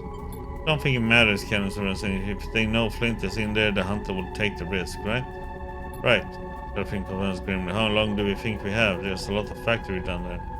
The hunter got to me and Carmen fast. Flint looks out the coffee. No more than 3 cycles. When the hunter came for us, Flint grimaced, remembering the attack on Carmen's ship that came out of nowhere. Hit us hard and fast. If it wasn't for Carmen, we need to be ready for anything. Flint looks at you. There won't be a warning. Nice pep talk. Flint, you better find somewhere deep in that place down in the bedrock, but make sure it has a back door, okay? And also to sleep. The rest of us get to work. Alright, you heard Flint. We do this and we do it right. We make our stand on this rock. Let's not waste a moment here. This is like a game that's like adds so much extra fluff to it. Like just extends the whole gameplay more and more. It's stuff.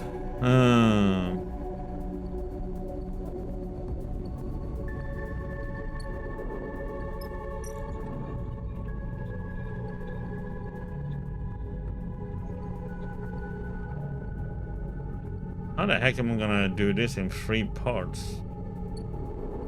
3 cycles, all of this?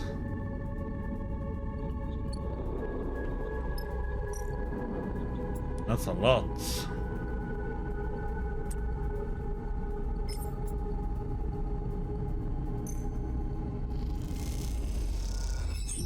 Oh.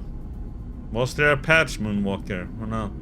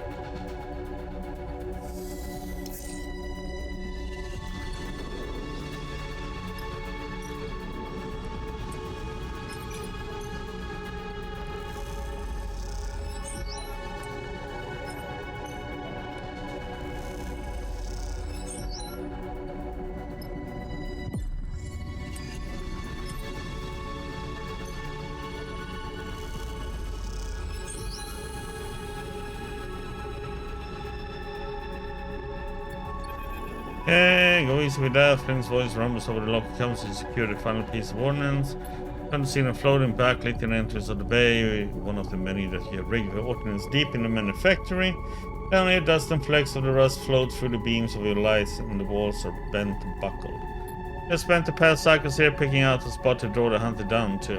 One day you should be able to slip out when the hunter finds the way in. It's a long time to be down in these dark tunnels waiting. Looks like we're just about done, their voice in flat tone pragmatic. We are. Yeah, good. Bring glass into the base slow. There's something in it to tell you, something I think you understand. What we're doing out here is not about saving me, it's about Oliveira. You struggle to see Flynn's face from the light behind him. I should be on a ship out of here leading this hunter away, but they wouldn't let me do that. They shake their head in frustration, and even if they would, they can't spare the ship, not after Carmen's got shut up. That was my mistake. I never should have let him persuade me to come with him on that supply run. Flint looks down. What's done is done. What matters now is what I need from you is a promise, Flint's bright eyes flash, that you bring this place down with me in it, if it means stopping the hunter. I promise. Flint nods. I know you would understand. You know as well as I that those who get close to us are at the risk, that we as sleepers have to recognize we open the door to. Common isn't my fault, won't be Oliveira's downfall too. With that they turn and leave you in the dark.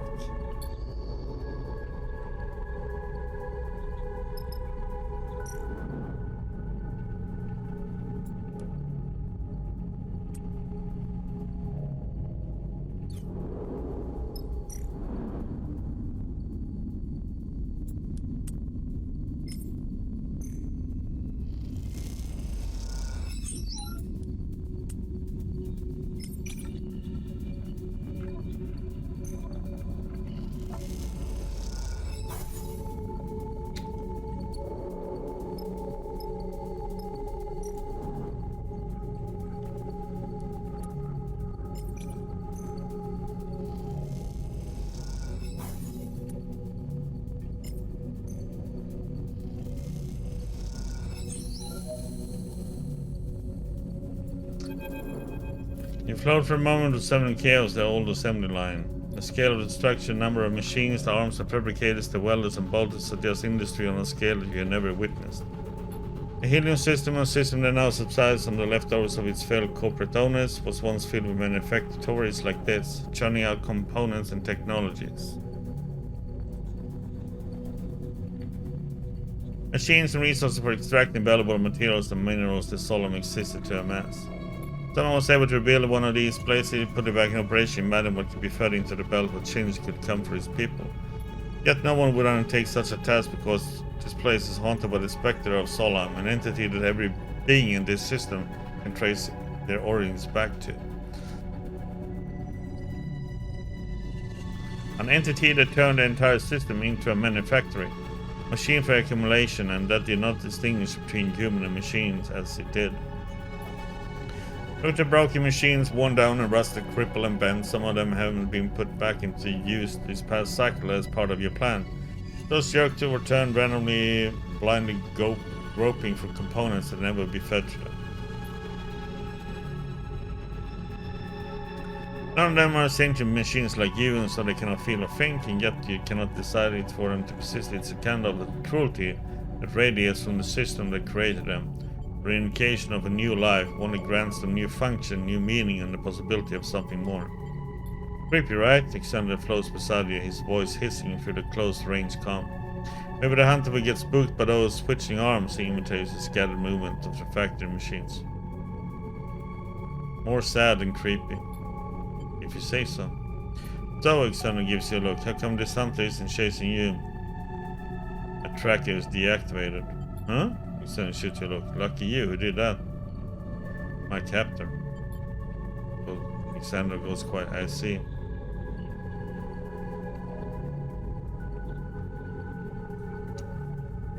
I can't deactivate Flints. Sure, looks down, but you know, maybe once we're done here, it means they need your help. Then looks out to the assembly line and says, I like Flint. I'm happy to do this for them. He turns back to you, and I want to like you too. Don't mess this up, alright? Someone gives you a hard look. Don't let Flint down. Then kicks off and glides towards the exit without waiting for a response. You watch him go for a moment before turning away. There's still so much to do.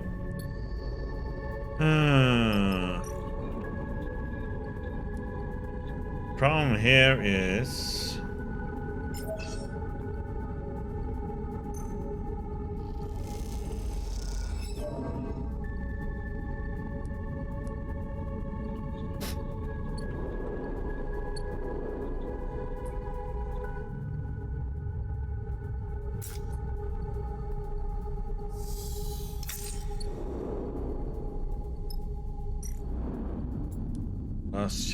last one we have now.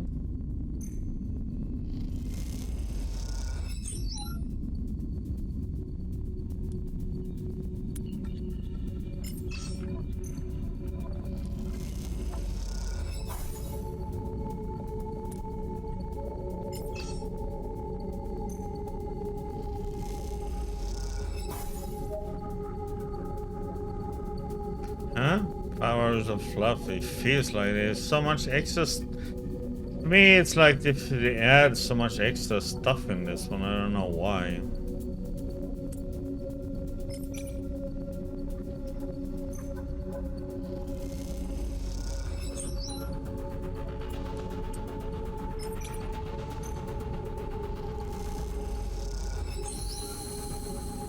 Okay, we're done.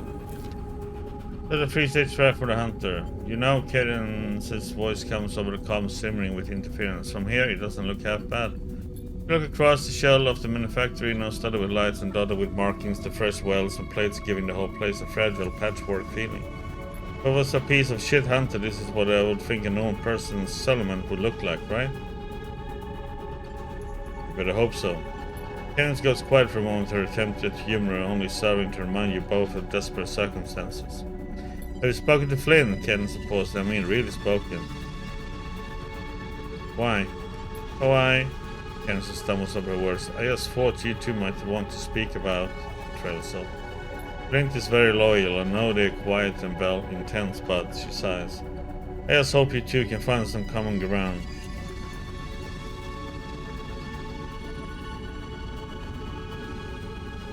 I don't think Flint likes me. Nobody thinks Flint likes them at first. You can hear Cadence's comforting smile in her voice. We know better now. Oliveira is a refugee. Cadence takes a breath. For all of us, I was in trouble when I met Carmen.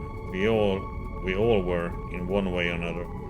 Seraphine has told me a lot about you. Cadence hesitates, and I can see what you're trying to do for Flint, for Oliveira. Let her finish. I appreciate it, and I know Alexander does, and Carmen will do as well, and Flynn. Cadence pauses. Well, you will see. Comes click off, returning you to the silence of the manufactory. You look out across the false colony of the glittering lights. They are a poor imitation of Oliveira's real lights, but also indicate the colony's fragile, delicate state. Pick it off and move on. This is no real.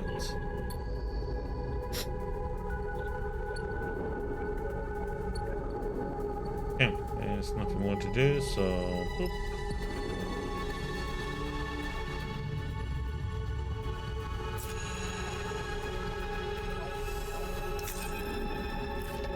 Wake up, sleepy surfers in the bunks. We got incoming. Take off the haze of forgotten dreams and get up in moments. You in the cockpit, Alexander, Cadence, and Seraphine all gather around the console. On it, the local view shows nothing, not a single ship signal, and a few objects beyond the scattering of debris. It was right here, I swear. Seraphine jabs at the screen. A ship, small, but definitely a ship. Seraphine, Cadence sighs. We've been up all a while. Get some rest. I know what I saw. It catches her eye. Look at the screen. It's a 3D view showing the scattered signatures of debris like schools of fish drifting in a soft current.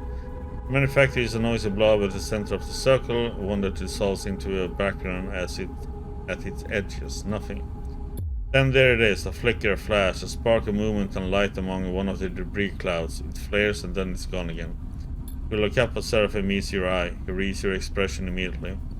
Seraphine slams her hand down on the console, opening up the comm channel. Look alive, Flint, they're coming in. Go deep and be ready to run. Oh, that's nice. So, you're gonna marry a Spanish woman, huh? Nice. You pulls his hand off the switch. We better hope they heard that.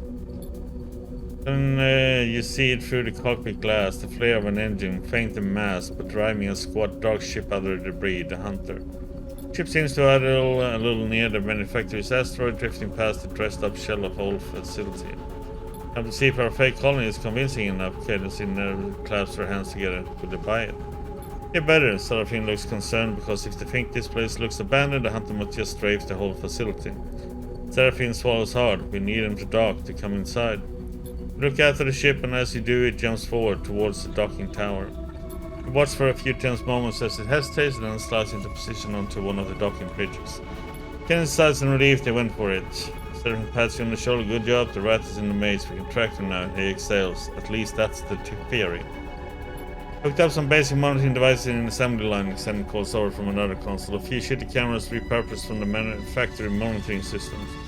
Not much, but hopefully enough to tell where they are at. Kate and Seraphine, you crowd around the screen.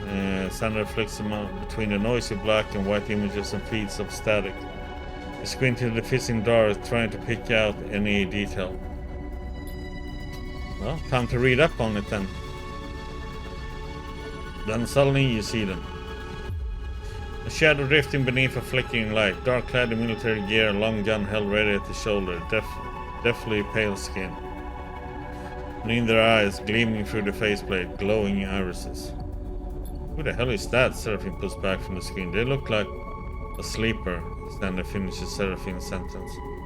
Figure disappears outside the margins of the frame and Sander flicks through the feeds. Where did he go? Grip back from the screen, trying to think straight. The Hunter is a sleeper or something else. You replay the image of the figure in your mind, but it has already shifted in your memory. It's your face staring back. It is Flint's. It is the sleeper's mask of death. Sleeper, Seraphine grabs you both shoulders and looks you in the eye. We need to focus.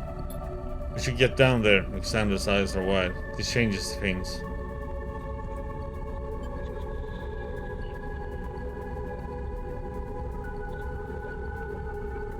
Alexander's right. Alexander nods to you and then is gone, kicking hard off the cockpit wall and heading into the ship towards the airlock. Seraphine gives you a hard look. You better hope nothing happens to that kid. He shuts off the console. Let's go after him. Go, Cadence looks between you and Seraphine with a steel expression. I'll stay here. She glances nervous at the console. Give me the signal and I'll send a detonation signal. She swallows hard if it works. Seraphine looks torn for a moment and then nods. Let's go.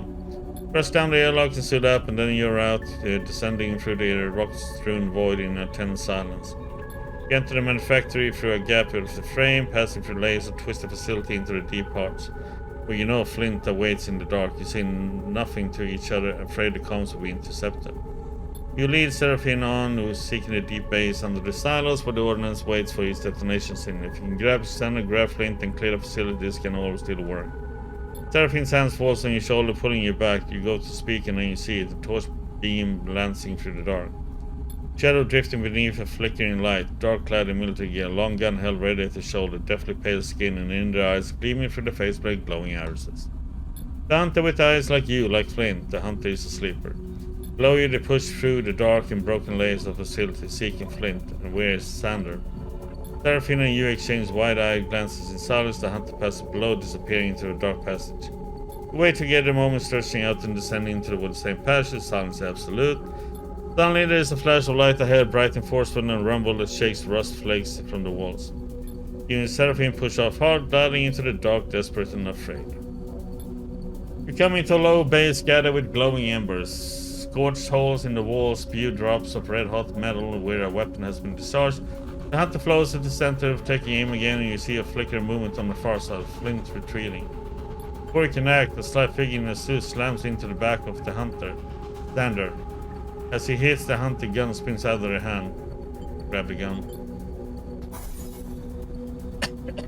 Kick off away from Sander and the Hunter as they grapple together, spinning in the dark towards the deep shafts of the far side of the base. Spot the shape of the long gun as it spins ahead of you. As you reach it, your hand locking around the sculpted script, you spin and raise it. The first shot goes wide, burning a scorching hole in the bay wall. The second shot grazes the side of the Hunter's suit. In a flurry of sparks, they are thrown away from Sander, unable to find anything to slow their glide. The Hunter disappears into the dark of the shaft, leaving a trail of embers in the dark. You see fear in Sander's eyes as they turn back to you. The muzzle of the gun smokes, glowing red. It is spent. I got Flint, Seraphine calls over the locker comes. We ascend now. Look across the two of them, kicking up from the floor and Bayford in a ragged hole in the ceiling. You and Alexander exchange a single glance, then follow. Cadence, Seraphine, detonate this place now. Send the command. Here's silence. You ascend through it, through the layers of the manufactory, seeking to open void the space beyond. We clear the manufactory, gliding into open space. A silent shockwave like a gust of wind runs through the void. The silent rumble spits out the scattered debris. You turn back, still gliding towards the ship, and see the shadows of the manufactory. Whole sections are bending outward, the framework shredded, flating, tumbling away in shards. You look across at Seraphine and Flint, their eyes set on the ship, trying only to stay ahead of the debris. You do the same, fixing your attention to the rig and nothing else. The hunter is dead. Okay, fine. Can we leave this damn place now? Thank you.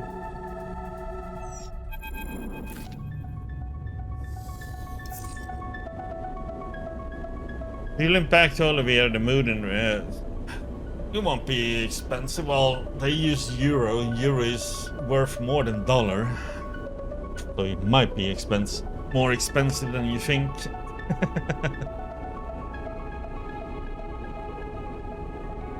You limp back to Olivier, the mood and rig, one of the deep exhaustion, but as the colony appears visible from the cockpit, the satisfaction of having run a terrifying gauntlet and come back in one piece shifts the mood. This improved mood only becomes more obvious as you draw closer to Oliviera. As you come into the darker colony, you feel a wave of relief. Seraphine pats you on the shoulder as you both wait for the airlock to open. That hunter. SNRP is crueler than I could have imagined. What matters is we dealt with them. Seraphine nods. We certainly did.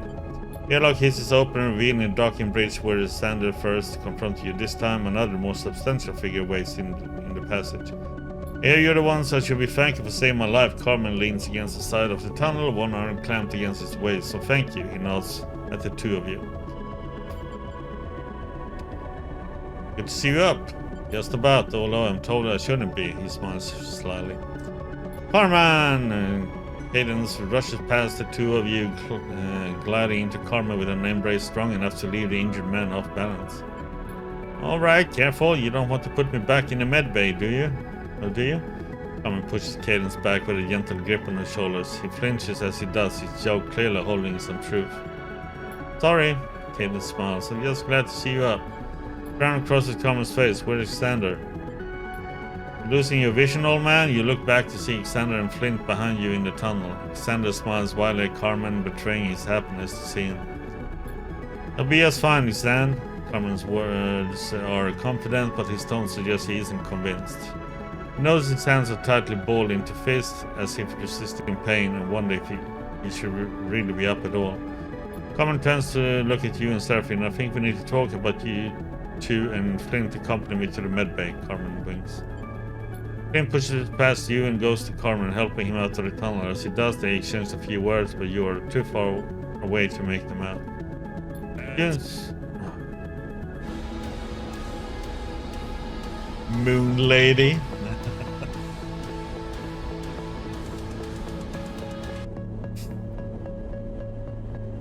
We call him Moon Woman.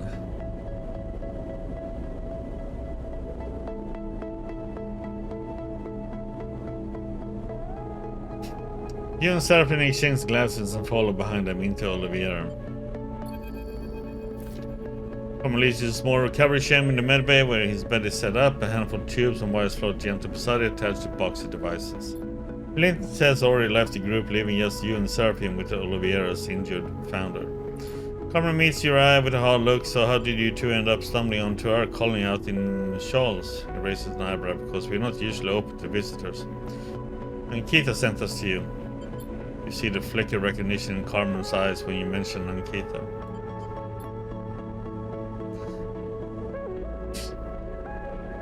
Yeah, right. King. Moon Princess.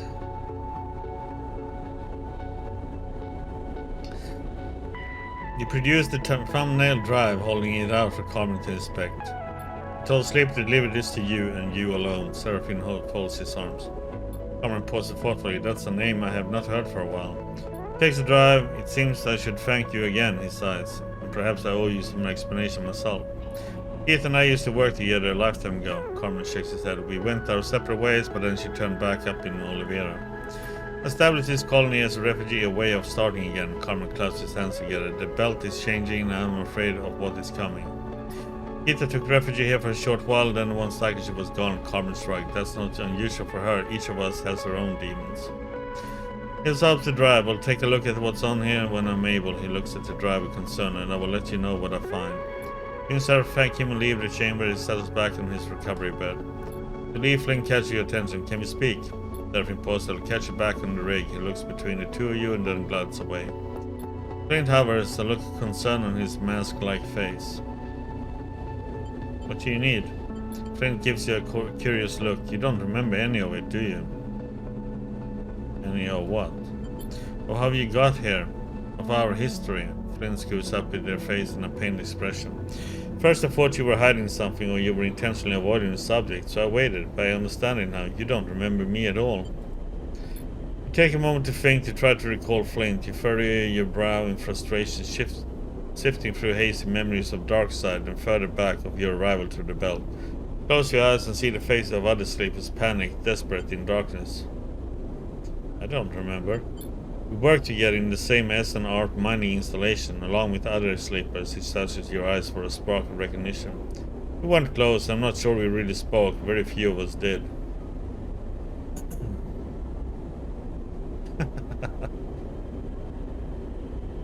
And Moonwalker is gone forever. No. We see him in a month. When he starts thinking about he needs to change his underwear. I was there when we planned the escape together, the run off to the freighter, collapse in the mine shaft. Flynn stops struggling to continue in the face of the blank look you're giving them. Feel an unpleasant itch as if something is crawling inside your skull. You can see that Flynn wants you to recall them, to recall the escape, the installation, but you find only hazy sensations beneath them, pain. I'm sorry, I don't mean to. Flint looks down. I know you can't help it. I just need to say something to know you really don't remember. Thank you for everything you've done for me and for Oliveira. Flint turns and drifts away, dejectedly unable to continue.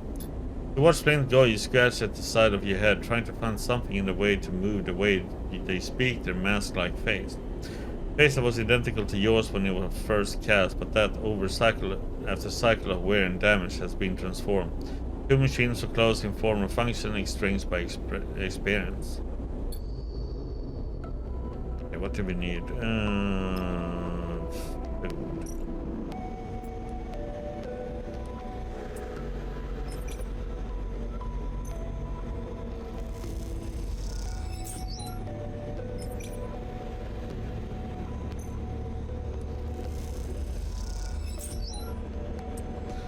We got fuel.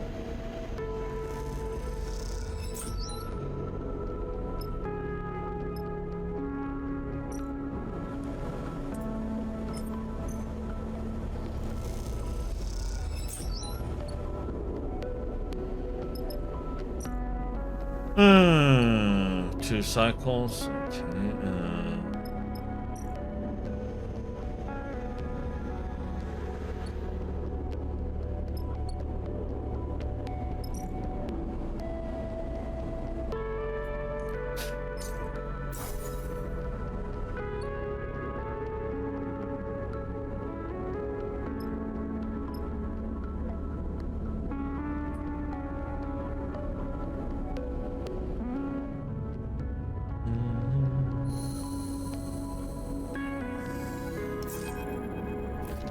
Wake to something soft and furry rubbing against your nose. You sit bolt upright. The stray kicks off from your bunk and settles on the ceiling, back curled up, looking down at you accusingly with those big eyes. Sorry. The stray gently pushes off the ceiling with a soft paw and descends to the edge of your bunk, where it hooks its front claws into the mattress pad. Seeing the cat move in zero-G is still odd. It seems to come naturally to it, and yet its shape is so connected to gravity and weight in your mind. Cat should have the heavy, soft form of a mammal, not the languid, liquid presence of the floating thing in front of you. Stray uses its hooked claws to twist and spin itself so it softly slides against you with its back, rubbing against your arm and purring. You know what that means. Pet the stray. Scratch behind its ears. Scratch behind the stray's pointed ears, and the cat pushes its head back against your hand. The stray closes its eyes and purrs. It's funny to think how the stray got out here. Perhaps on a ship from the inner system, shipping on the Eye or the Sintra. Before that, the ancestors were perhaps carried out to Helium by Solheim executives who had the power and arrogance to bring a cat into space. But this cat, the one on your ship, was born here. Not that much is obvious. The creature of zero gravity, a being that orbits and glides, not one that leaves and stalks. It pats your hand, encouraging you to continue petting. An animal that is part of the crew now. You can't imagine the rig without her. As you look down at the stray, as nameless and inhuman as you are, the memory returns. The warmth of the atmosphere-filtered sun, the weight of flesh and fur, the smell of growing things. You know now that what this memory is. It couldn't be more obvious. It is a memory that crossed the gap of your creation, the memory from the mind that was copied, emulated to make your own. It is part of you. This memory is, in the end, a mistake. Those who designed the sleeper never intended you to carry the memories of the minds that were copied for your creation. They wanted you to emerge as new beings, offshoots from the branch of a human's life to be cut short when needed. The mistake can often become the most powerful and meaningful of emblems. It can guide a being more strongly than any success ever could.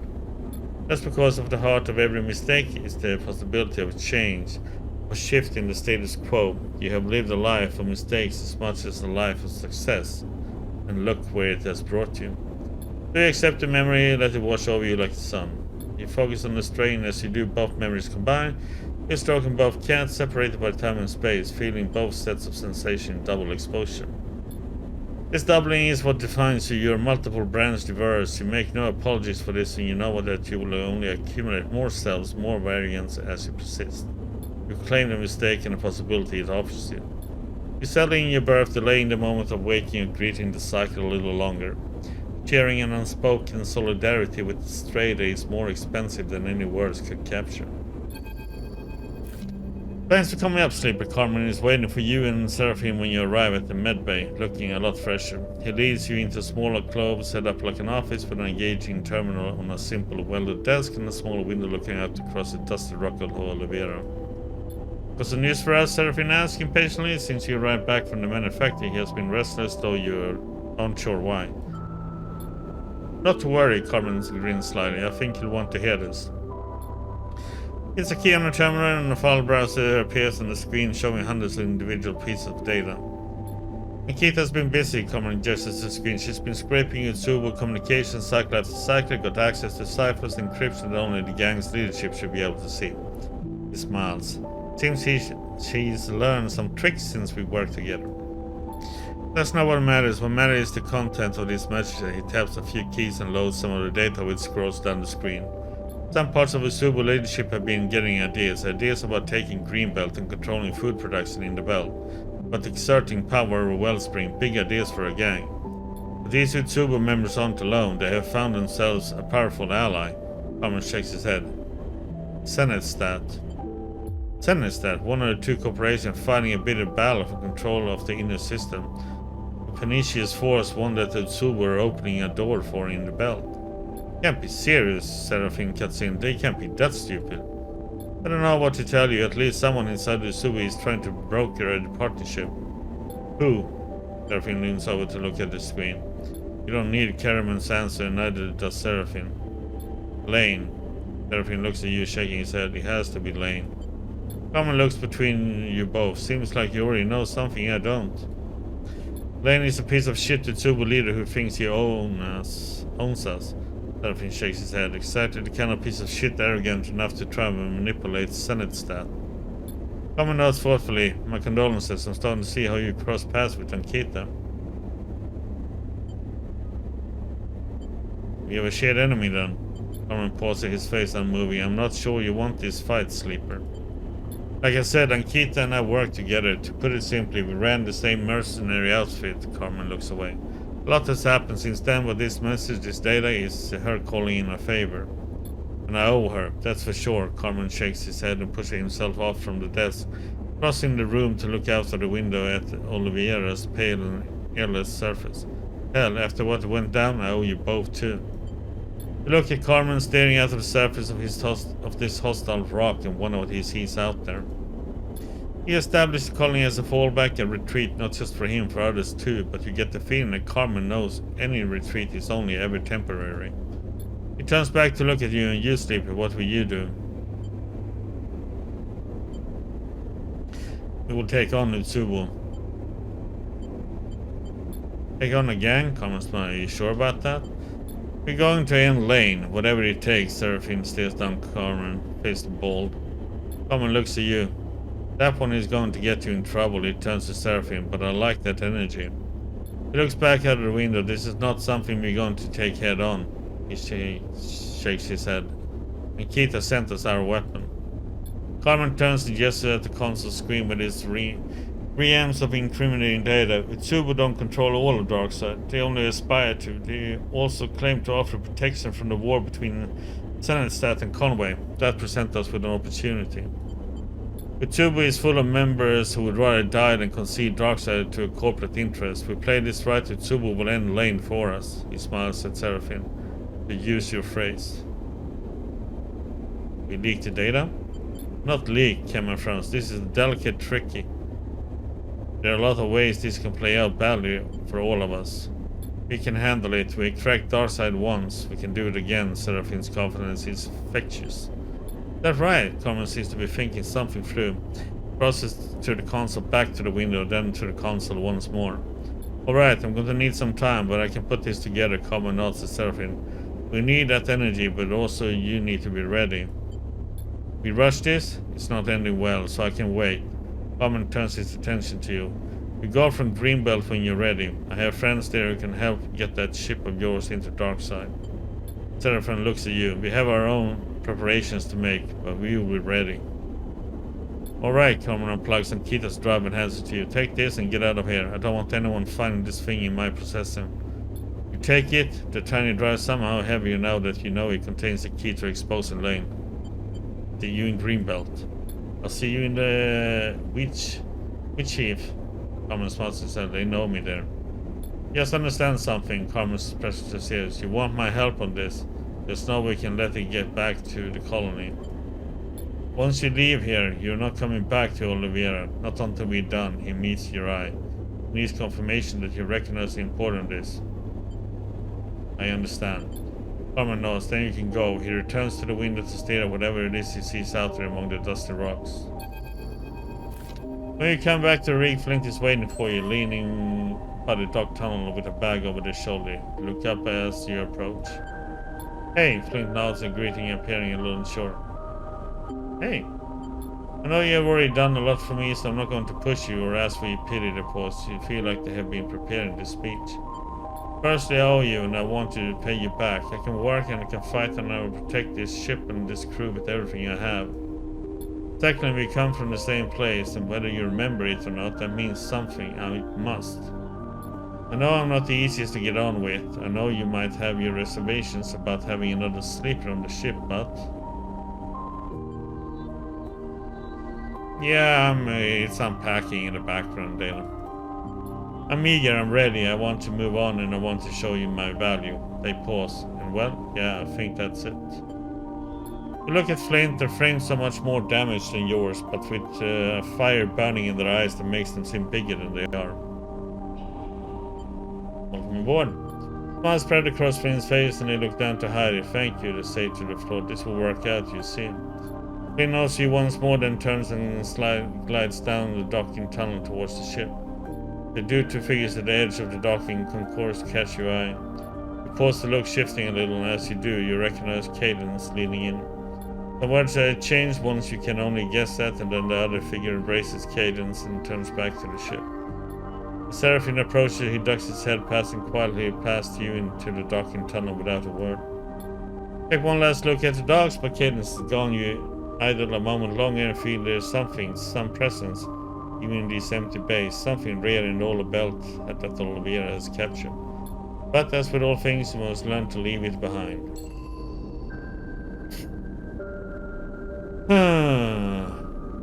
Okay.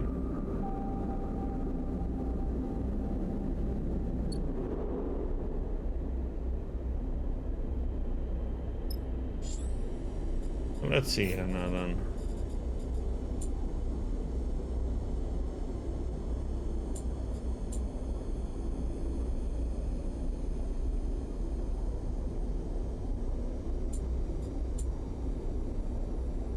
These two ends up in there.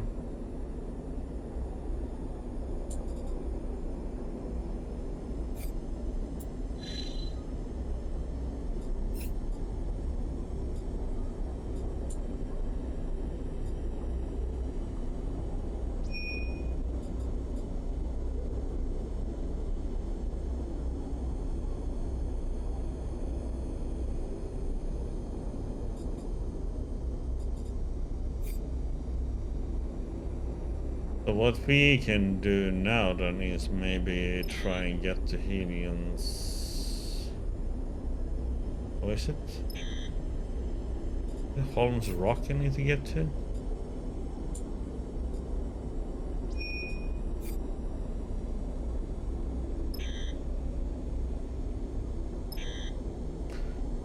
Oh, this is such a bullshit flight though. I have to go here.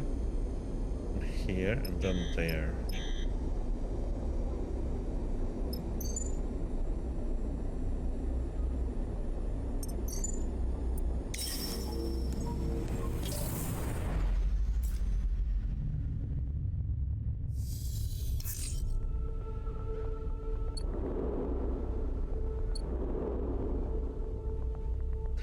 Need fuel.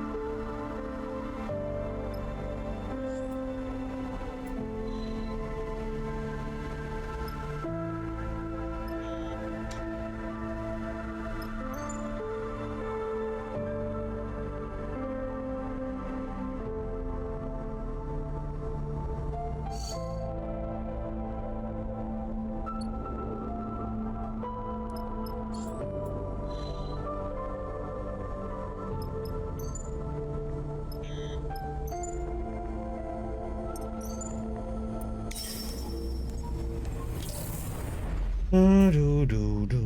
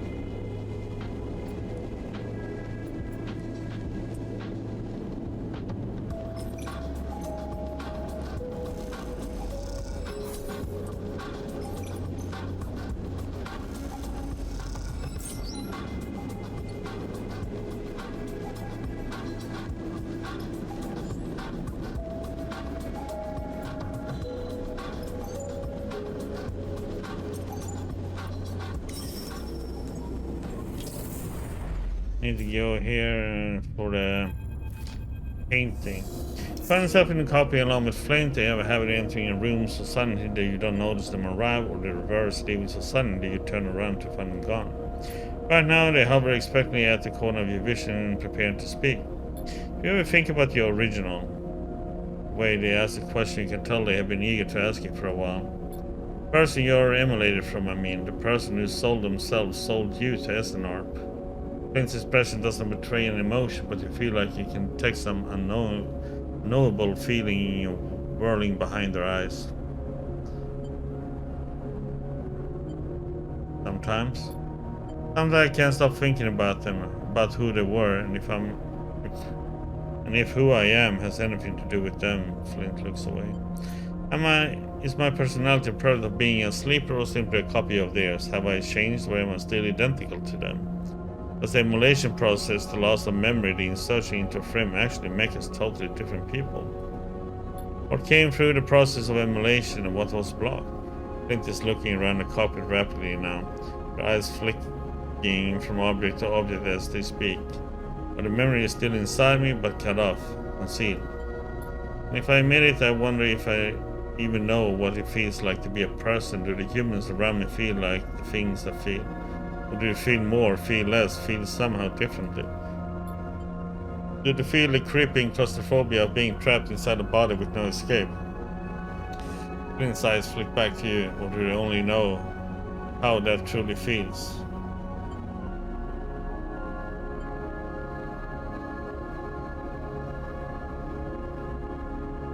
I can't answer that. But who can? Flint meets your eye. I haven't seen another sleeper since I escaped Essenarp. Share your experiences. There is a wall in you, one that you have built for yourself, one that separates the kind of questions Flint asks from the parts of you you need to live. You feel it now like a weight in your chest, and behind there is a raging torrent pressing against it. If you not take down the wall, you would drown, but in this moment for Flint and for yourself, you take out the single break, you make a gap in the wall, and you share what comes bursting forth. Talk about what it feels like to wake up in a dying body, to catch a glance of yourself in a mirror, to be seen and reminded of your false and fractured face. Share the pain of lost memories, of fleeting deja vu, of dreams that slip beneath your waking life and replace it. Finding your broken bodies and unsteady minds, a kind of solidarity, one shared between connected strangers who might, one cycle, understand each other as friends.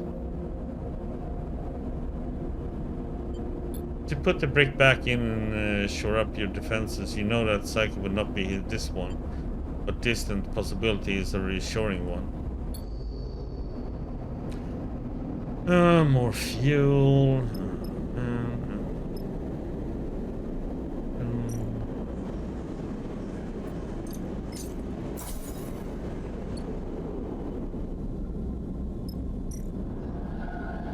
There's nothing to bottom right there.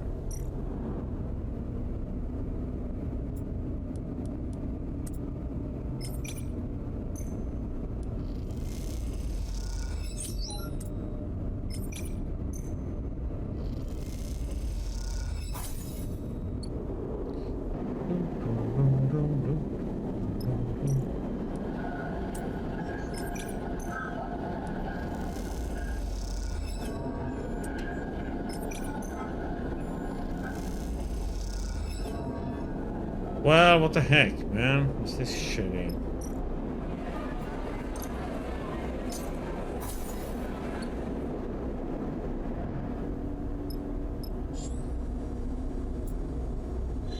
Oh, wait.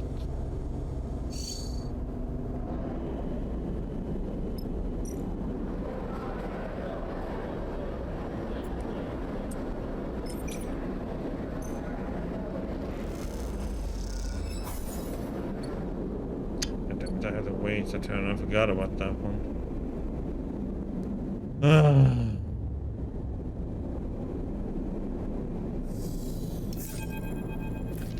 We got a master sleeper. Surfing comes to the bunks to get to his mood unusually serious.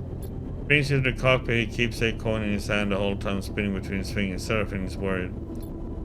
Once you were in the cockpit, you recognize Carmen's voice immediately playing over the rig speaker. Sleeper, I hope this message finds you and your crew safely. You'll forgive me if I'm a little tight on the details. The message is as follows. We are ready. We'll be waiting where we agreed. Godspeed. The message ends with a click.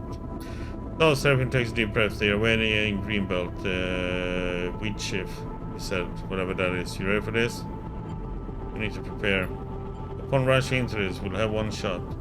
Valve falls into carpet. There doesn't seem to be much more to say. Come, we'll be waiting. You know you want to be prepared. Be ready when you are asleep. The surfing notes you. You're not back. You know where you need to go attend this. Hey, we are gonna do some other stuff first.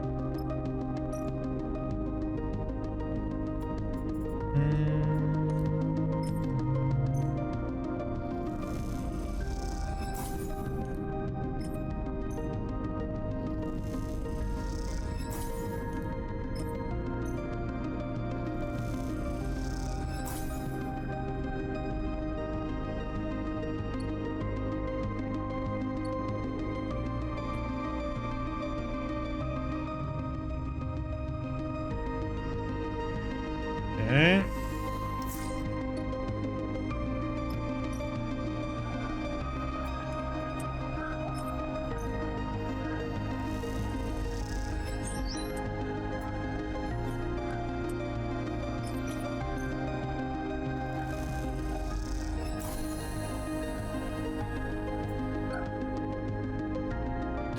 What's the array we need?